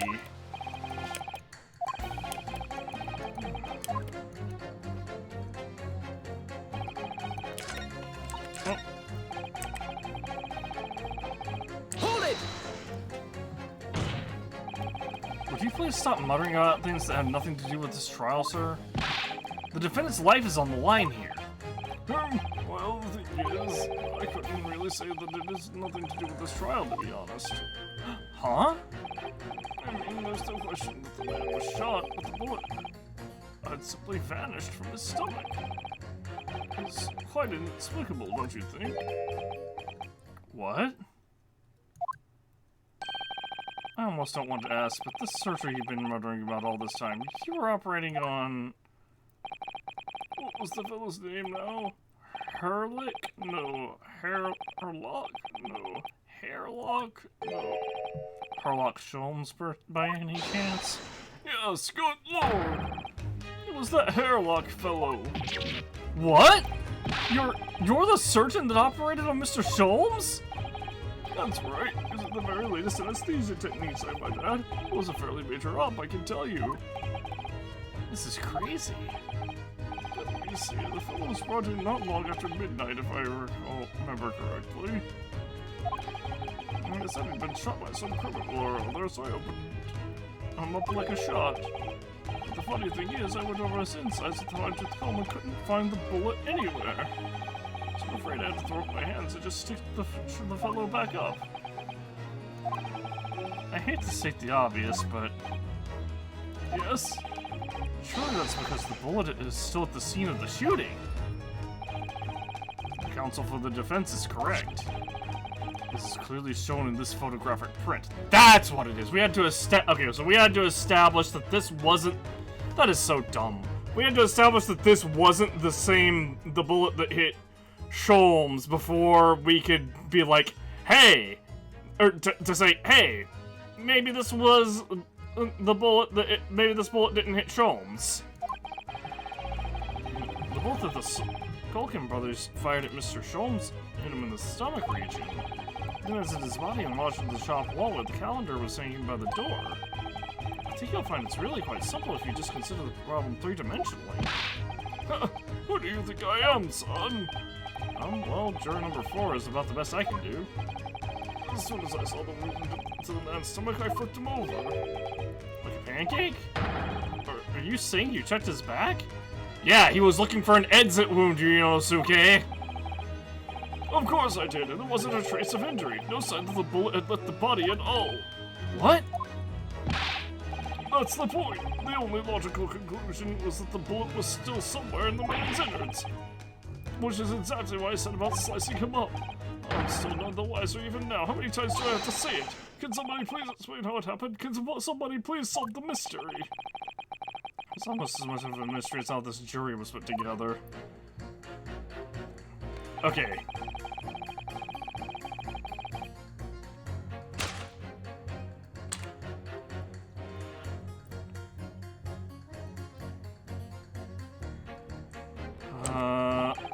I'm gonna save before we do this, actually. I hit escape instead of... Slot 18 will be our... Hey, I'm gonna present something that should work logically. Should be... this is gonna be our... Hey! This should work logically, but... the video game is... dumb sometimes. Objection! Those two statements clearly contradict each other. And Alt F4.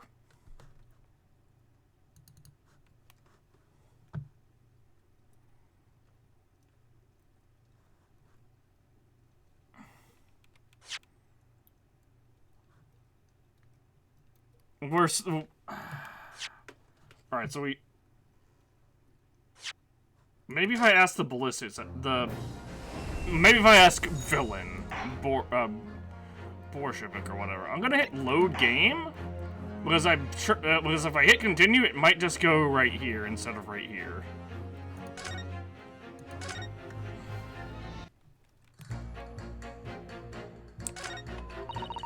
Alright. Hold it!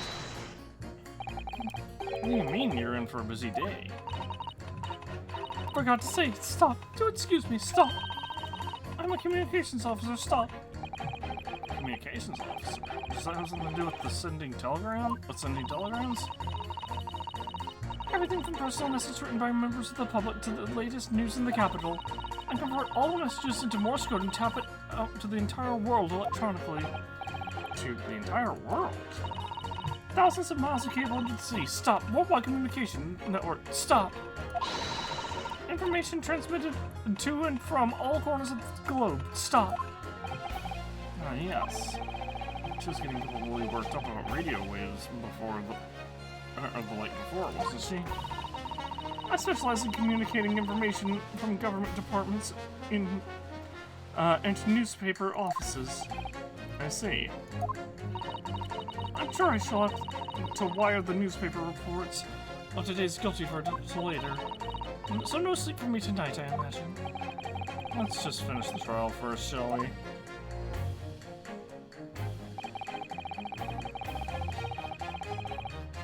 Hold it! I thought you were just a tourist.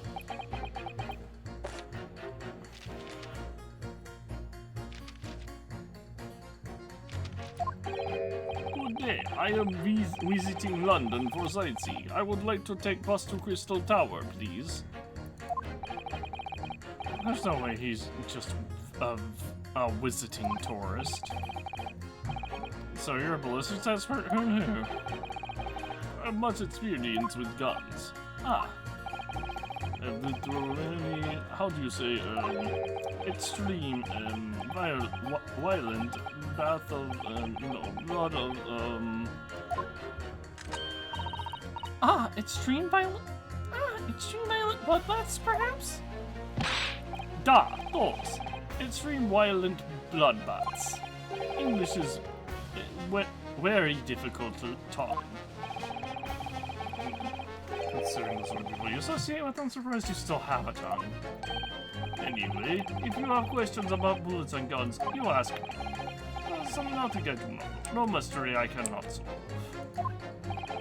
He's very confident in his knowledge of guns, that's for sure. But if possible, please only in Russian language.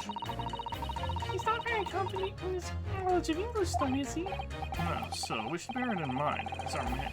There's a mystery about guns or bullets. This managed to convince everyone. And you're limiting the impossible, he said, but he hasn't. We're going to fight back. If we're going to fight back, we need more material. If we have to fight back, we have to turn this trial around again. So, can I pit you? Hold on, I'm gonna save again. Just so everything is acknowledged and all the flags under the hood are checked.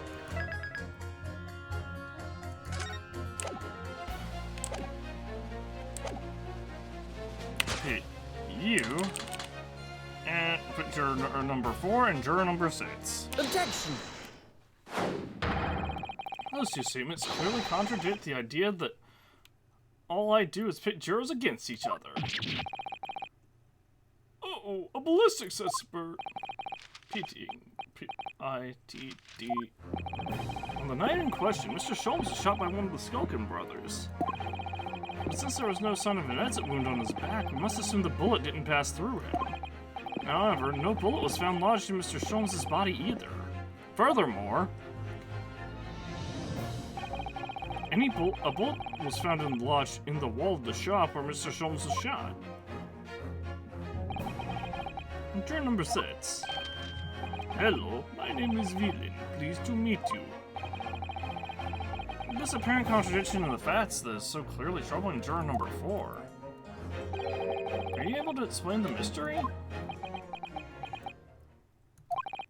I have seen very similar situation in Motherland. It was night. There was blizzard. I was running away along mountain road in freezing cold. Golly. The snow was piling high on both sides of the road. It was very narrow and dangerous. My pursuers had hunting rifles and they were on dog sleds. Mental note, don't ask too many questions. I was shot from behind and I fell down in snow. And this situation was very similar to what I hear today from doctor. They could not find bullet in my body. No sign of, how do you say, exit wound. Then, where did the bullet go? Bullet never hit me.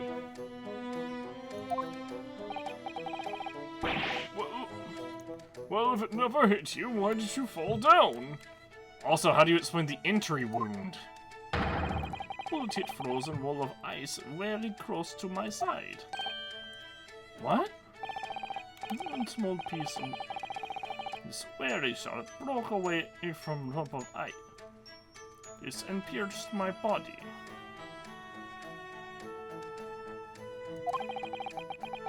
A deep wound that looks just like bullet wound. Good gracious. Wait. So is he saying that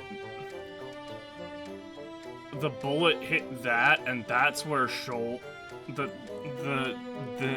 bullet hitting the thing, the calendar here, caused the calendar to break, and a fraction of the calendar hit Sholmes? Of course, piece of ice quickly melted inside me. And that was solution to mystery of disappearing bullet.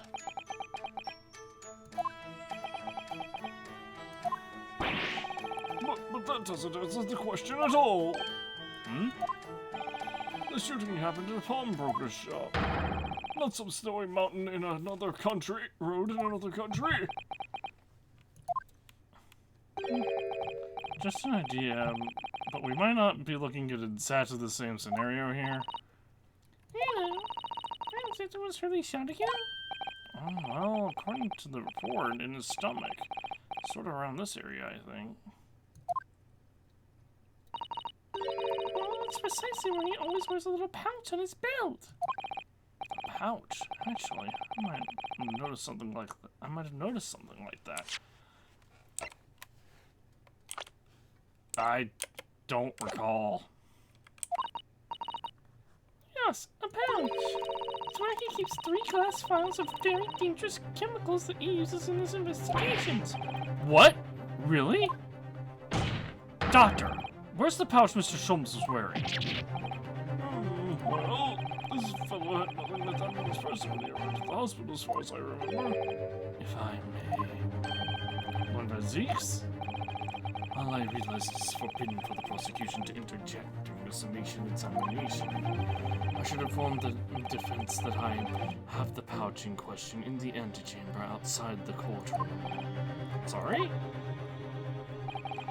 As I understand it, when the police arrived on the scene and found Mr. Sholmes injured, they removed the pouch in order to assess the wound.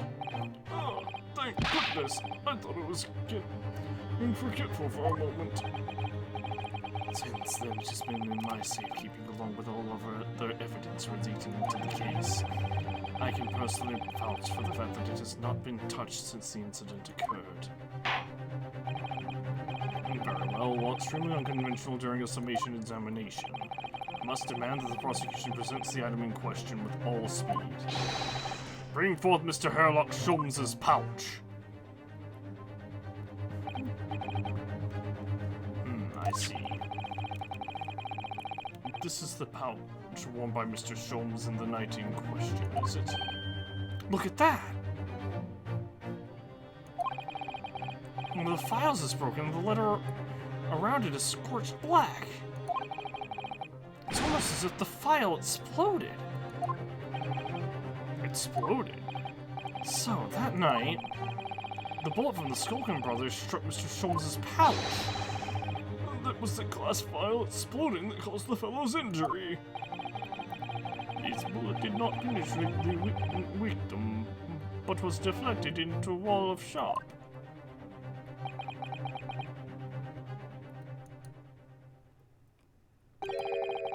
A delightfully complex aroma. Well, it would appear one mystery has been solved at least. Though it has no bearing on the truth of this case. The bungling and burgling brothers shot the detective and the accused shot the pawnbroker. The pertinent facts of the case remain unaltered. Ugh. But at least the mystery is solved. I can sleep easy tonight. Can we have that in the court record, please? Thank you, young man. Thank you very much. Glad I could help. Due to its bearing on the conundrum just solved, the court will sequester this scruffy pouch as evidence. This pouch isn't scruffy. Shut up, Iris, we need this! Sholmes' pouch has been entered into the court record. Now, the summation examination. One moment, Your Honor. I need the defense request the ability to look at this pouch and find the bullet still lodged inside it. There we go. It's really scorched badly just here. Yeah, the strap is broken. Look. This must be with a bullet. Here. Let me see.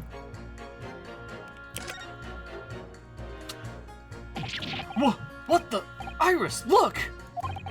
Behind where the broken file was. Do you see it? Ah, this Culkin Brothers building. What a stroke of luck that it hit his pouch. This is an amazing discovery. What this means is there were 3 bullets fired at Windybanks that night. We found it says what the juror was talking about. The third bullet. Time to press that juror again, I think. Third bullet entered it into the court record. It would appear the defense is somewhat struggling to alter opinion. Please, my lord, a little more time. After all, that's a new piece of evidence. 2 new pieces of evidence, in fact. A valuable clue, and you can't afford to overlook anything here, Renos, okay? There's a way to turn this trial around somehow. There's a way to turn this around somehow, I'm sure of it.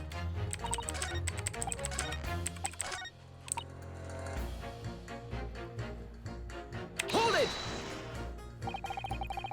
It's the number of bullets, as you convinced. Hold on, let me actually look at the bullet before something weird happens. This is the bullet that was fired from the Skulking Brothers gun on the night of the incident. Yes. So it turns out it never actually entered Harley's body at all. Thanks to the thick leather of the pouch he was wearing, it saved him. Hey, Harley's always lucky like that. Oh, considering what he had to go through in the hospital, I wonder how lucky he really was. Oh dear, poor Harley.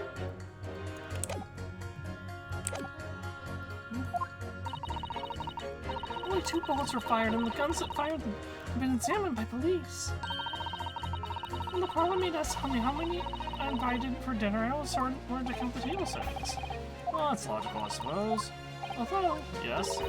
sometimes after dining, crockery does go missing, and 1 or 2 guests might rather like the fine china. Did you employer dine with thieves?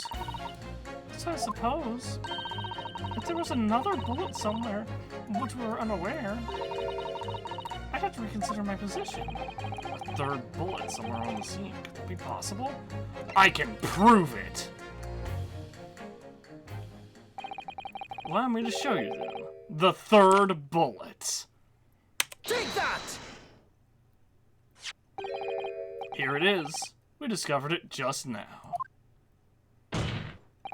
Yes, on the night in question in Winter's pawn robbery, another bullet was fired! Hold it!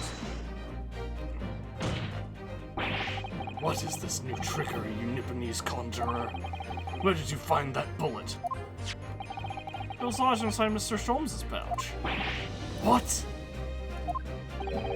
This pouch was removed from around Mr. Sholmes' waist before he was taken to the hospital.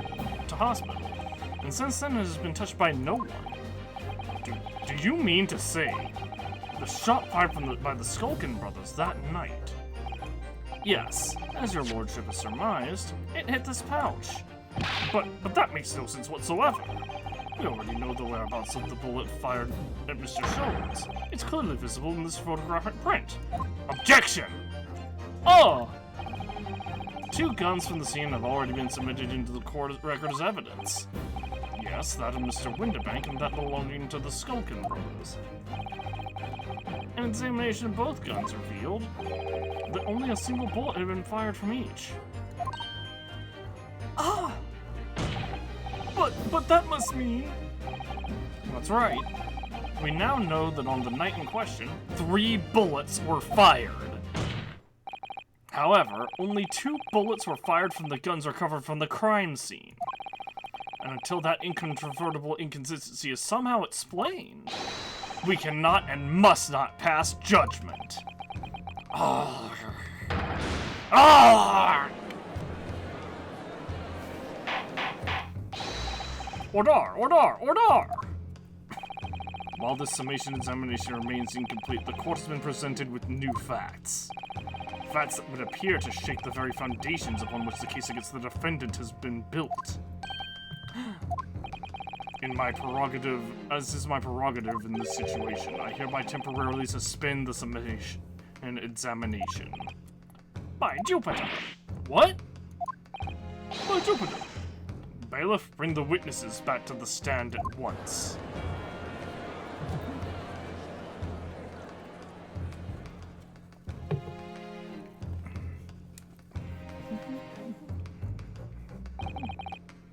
Witnesses!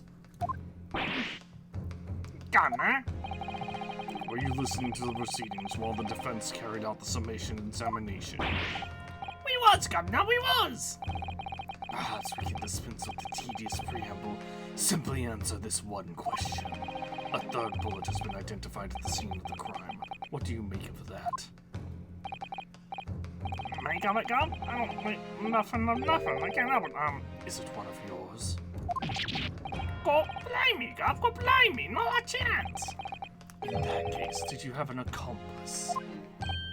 What? What? No, never. The Skulkin brothers work alone. It's just the two of us. That's our trademark. How soon we forget poor Sulky?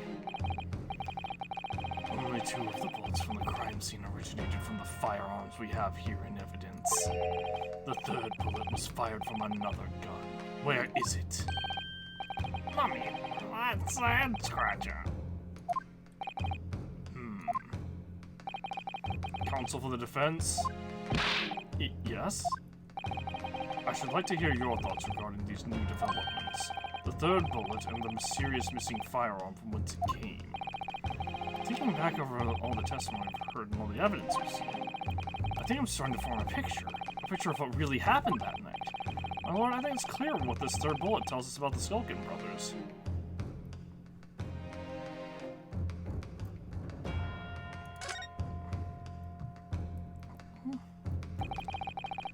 On that night of the Windy Man's prom burglary, the brothers must have been working with a third man.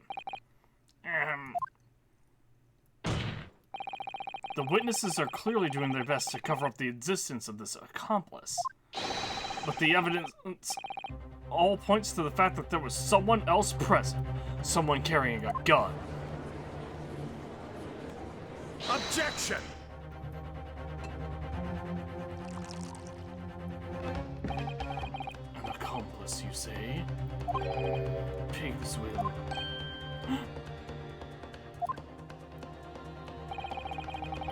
These protracted proceedings have already forced us to endure 2 summation examinations. Yet in all that time, there has not been a murmur of a third man. If this apparently wraith-like being exists... It's too late if this is wrong. The court must be shown hard evidence. Without it, this fantasy would be crushed. Ugh! The prosecution demands answers on 2 counts. Firstly, proof, evidence that this accomplice was ever at the scene of the crime, and secondly, the identity of this spurious character. The Skulkins are lying. I know that. Alright. This is correct, then. So we're gonna save over 18 again.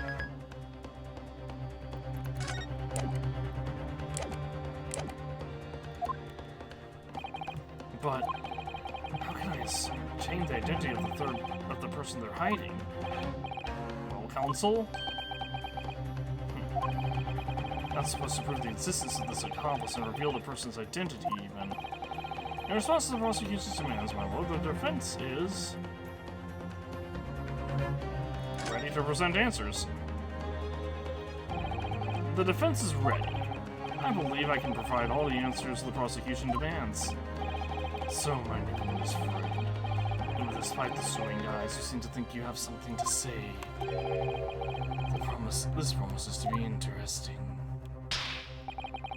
I have to push forward now. There's no other option. I need to use every single piece of evidence available to me if it will make a difference. In that case, counsel, I would like to ask you to present the evidence without delay.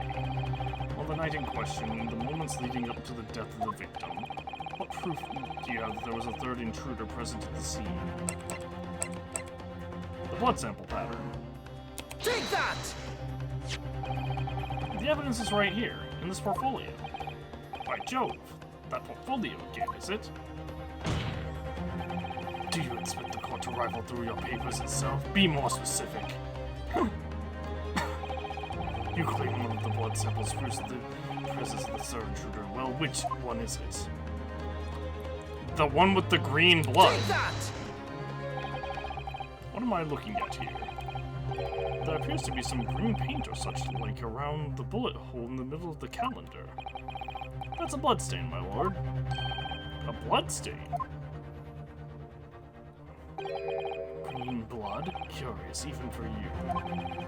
Is the court to understand that the intruder was some unhuman creature?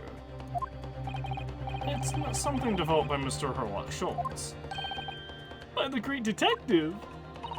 New invention, stop. Not yet appeared in stories, stop.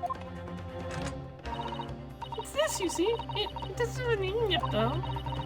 The Parker sprays a chemical that reacts with the different elements in people's blood to change its color. Different elements of people's blood? Yes, everyone's blood is slightly different, you see, because it's made up of different elements. So by seeing which color it changes into, you can tell in a flash whose blood it is. Oh, that brings a whole extra dimension to looking at blood. Talk of blood and courtroom, stop. Very exciting, stop. As an example, this one shows the blood of the victim, Mr. Winterbank. Ah, striking blue. Yes, so you see, the green color of this blood stain on the calendar shows that somebody else was shot in the main part of the shop. Now hold fire there, young man. Could be from some unrelated incident, couldn't it? No, it's not unrelated. The date showing on the calendar is the date on which the Mr. Winterbank was killed. By golly! Therefore, we can assume that whoever was shot on the same day. Then whose blood is it? Well, the Skulkin brothers in the stand don't appear to be suffering from any gunshot injuries. Which means it must be the blood of somebody else, the third intruder, in fact. Objection! Whose identity the court is still waiting to hear. You can't delay this any longer, my learned friend. Who is the alleged third intruder? I don't know his real name, but when I met him, he claimed to be Eggert Benedict. Take that! The man's name is Eggert Benedict. Eggert Benedict? What on earth are you talking about, Counsel? He paid a visit to Winterbank's pawnbrokery on the afternoon before the incident took place. The accused attempted to deceive the pawnbroker into releasing this article into her possession. That's right. The man identified by the defense, Mr. Eggert Benedict, then attempted to take the article from the defendant by force. Broker? Yes, sir? I believe this filthy pocket thief has just redeemed an article from you now. Yes,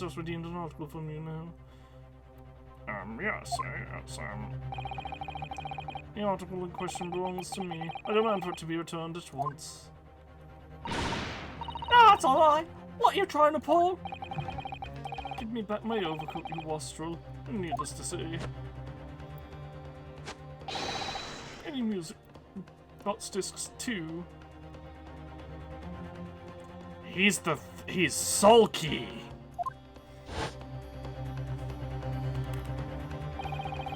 Inspector Gregson was there at the time and can attest to what happened. In the end, it was the inspector himself who took the desk. Corroborate this account, Inspector. Yes, my lord. That's more or less what happened. In the interest of being thorough, I asked Winterbank for a print showing the fella. Taken from one of his red-handed recorder gubbiness. Gubbinses. Yes, that's him talking to Mr. Winterbank that morning. Do you claim this man is the brother's accomplice? Well, Mr. and Mr. Skulkin? Never seen the geezer before in me life. Oh me, my God, oh me life, never seen him. Well, somewhat unsurprisingly, it appears our witnesses disagree with the assertion.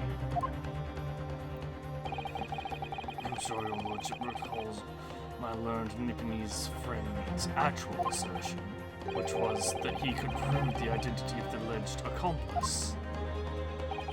Yes, and I can. Then show us up the evidence.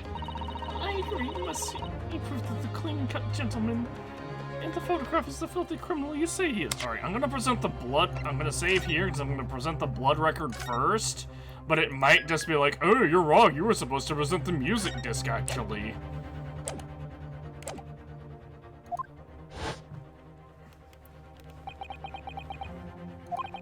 This is the last piece of evidence. I had a feeling that something has been missing in this trial from the very start. But now, I'm going to drag it kicking and screaming into the courtroom. Are you ready to present your answer to the court then, counsel? Yes, my lord. The defense will present the evidence now. Proof that the man featured in this photograph was in fact the person struck by the third bullet. Alright. Take that! Blood record first. That proof is right here in this portfolio. But gracious, counsel, does that portfolio contain the answers to every question posed? I see you share my interest in claret-colored liquids, my Nipponese friend, but... Enough. The court demands to see further evidence. Which blood sample proves the man you identified was the one shot by the third bullet? Blood sample number 4 on the music box. Take that! As I mentioned before, on the afternoon in the day in question, the defendant attempted, deceitfully admittedly, to reclaim this disc from Windibanks, which is when the aforementioned Egbert Benedict appeared on the scene, I believe. This man then attempted to purloin the article from the defendant's possession, no? That's correct, my lord. I myself was present at the time. It was following this that a minor incident occurred.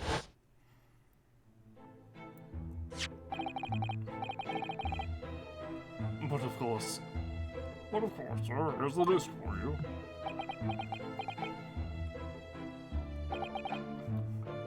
Very well.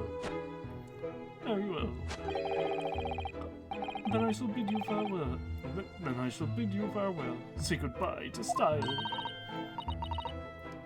Well, man, that disc is mine. Oh, what do you think you're doing, you little tramp? You've drawn blood, you filthy animal.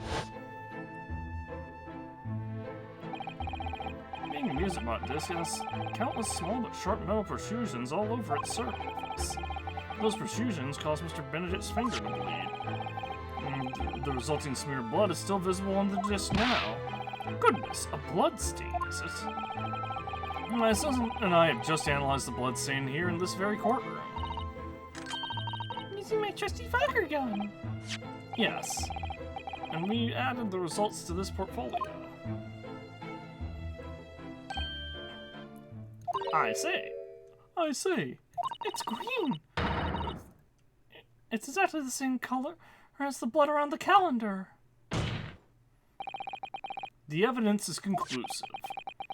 The man calling himself Mr. Egbert Benedict, who was in Windibanks earlier in the day, is the accomplice who was present at the scene of the crime that same night. So there was someone else there. Look at those two brothers now. They're sweating buckets. Oi, what are you talking about? It's boiling. It's boiling it. Oi, what are you talking about? Oi, what are you talking about? It's boiling in here. My lord, it is the opinion of the defense that Mr. Egbert Benedict should be summoned to the courtroom to testify. It would certainly seem that we can ill afford to ignore this gentleman's apparent Objection! presence. This has gone on long enough now. This flagrant ignorance of the mechanics of the law. Sherlock Holmes, you say? Yes, I've heard the name. And the protagonist in a series of short stories for the vulgar classes, a god of detergents and such. And now you employ chemical substances defied by this fantastical persona in the highest court of the land. Do you expect us to take you seriously? The samples made by this plaything are not fit to be called evidence. So the bloodstain turned a shade of green. What of it? Here's to use uses for proving that no other in the blood in the world would turn the same color. Ah, well. And pray, do not even think of suggesting that we should take Mr. Sholmes' word for it. Ugh! Is he right? Is Mr. Sholmes concussion a load of rubbish? I don't know, I mean, he is a great detective. What are you talking about? We can't let him get away with that! Come to this. Of course Mr. Sholmes' invention isn't going to be recognized by any official body. But what other choice did I have? I'm just remembering what Father Christmas over there said before. About how he was temporarily suspending the summation examination. Ah! In other words, the examination isn't over yet, is it? Good grief! What did you just say, young girl? In the summation examination, the decision as to whether or not the trial continues is in the hands of the 6 jurors, isn't it? So the way I see it, it doesn't matter what certain other people think of Hurley's invention. At least, not for now. Yes, she's right. Young lady, you have quite the devious mind. It really just comes down to one thing. Whether these ladies and gentlemen of the jury, I'm convinced by what you say, Bruno. Is that about right, would you say? Or did I misunderstand something? Unbelievable. Mr. Sholmes' partner is a force to be reckoned with. Iris Wilson, sharpshooter. After that shrewd process of the situation from an entirely unexpected source, it must be acknowledged the previous summation examination has yet to reach its conclusion. This is absurd. Ladies and gentlemen of the jury, the court now looks to you for your final leanings in the matter.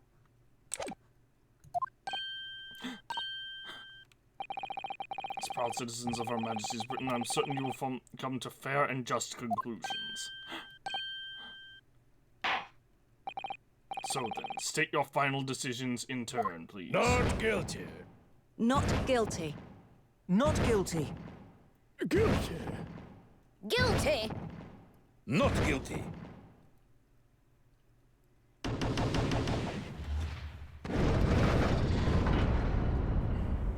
Why is the surgeon still leaning guilty? 2 call guilty and 4 call not guilty.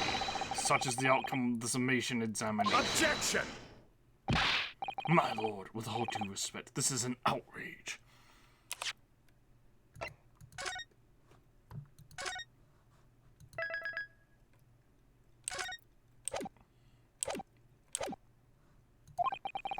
The prosecution refuses to accept this decision. On what grounds? If these jurors are persuaded by some half-baked concoction devised by a pretender to real police work, then they are too ignorant to be just trusted with the judgment of anyone's guilt. I'm sorry, Lord Vansees, but the outcome of the summation examination cannot be ignored. This trial will continue. Ugh. Ah!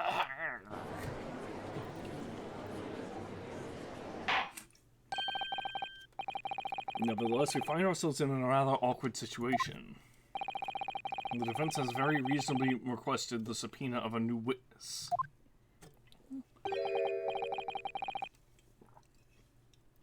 But sadly, I fear that will be impossible. What? Give me a moment. I had to adjust things on my desk. Specifically move my cans around, move these cans around. The name of the gentleman game for himself, Egbert Benedict, is quite clearly false. Egbert Benedict. I don't believe it. Just when I managed to prove the man was there that night.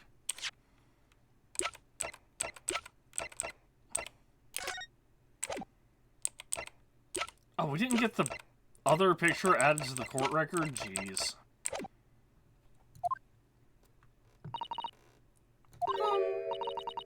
Can I say something? What was that, please? Who spoke? Can I say something? It was me, my lord.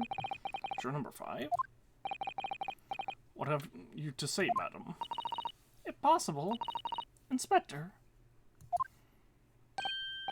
Me, ma'am?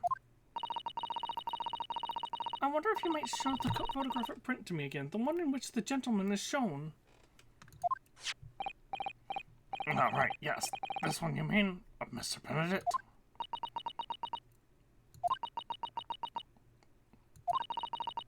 Yes. There's no doubt in my mind. Juror number 5? You don't mean to say you know this man? Yes, I know him. What? No. Good gracious! Order! Juror number 5, how on earth? I am a communications officer. Stop. As we can clearly see, The gentleman in the photograph is... Stop. Also a communications officer. Stop. He works in my office. Stop. A very talented operator, in fact. Stop. He should be in the communications station now. Stop. Tapping away on the telegraph. Stop. this doesn't seem right somehow. I can't put my finger on why, but it doesn't feel right. I suppose my own man thinks the accomplice would be some sort of hardened criminal. It's a bit unexpected to find out that he has a respectable by day job, whatever he gets up to at night. Yes, I suppose that's it. I suppose that's why I felt something was wrong. If this gentleman is at London's communication station, we should be able to subpoena him within the hour. Lord Van Zieks, if you please. Yes, my lord. Make the necessary arrangements with all haste. As your lordship bids. The court will recess for 1 hour. When the new witness arrives, we shall reconvene to hear the gentleman's testimony. Inspector Gregson? Yes, my lord. I should like to hear from you specifically about events at the pawnbrokery on the day in question. Come to my chambers during the recess. Yes, sir, my lord. Very well. Court is adjourned until 1:40 p.m.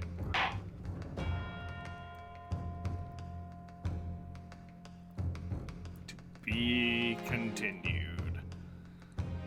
I hope we get our marks back. That's the end of the YouTube video. Not stream though, so stream go nowhere. YouTube, we'll be back with another one on I think the 23rd is when this one would go live. Anyway, well, so it would be the 24th. Maybe. Excuse me, maybe.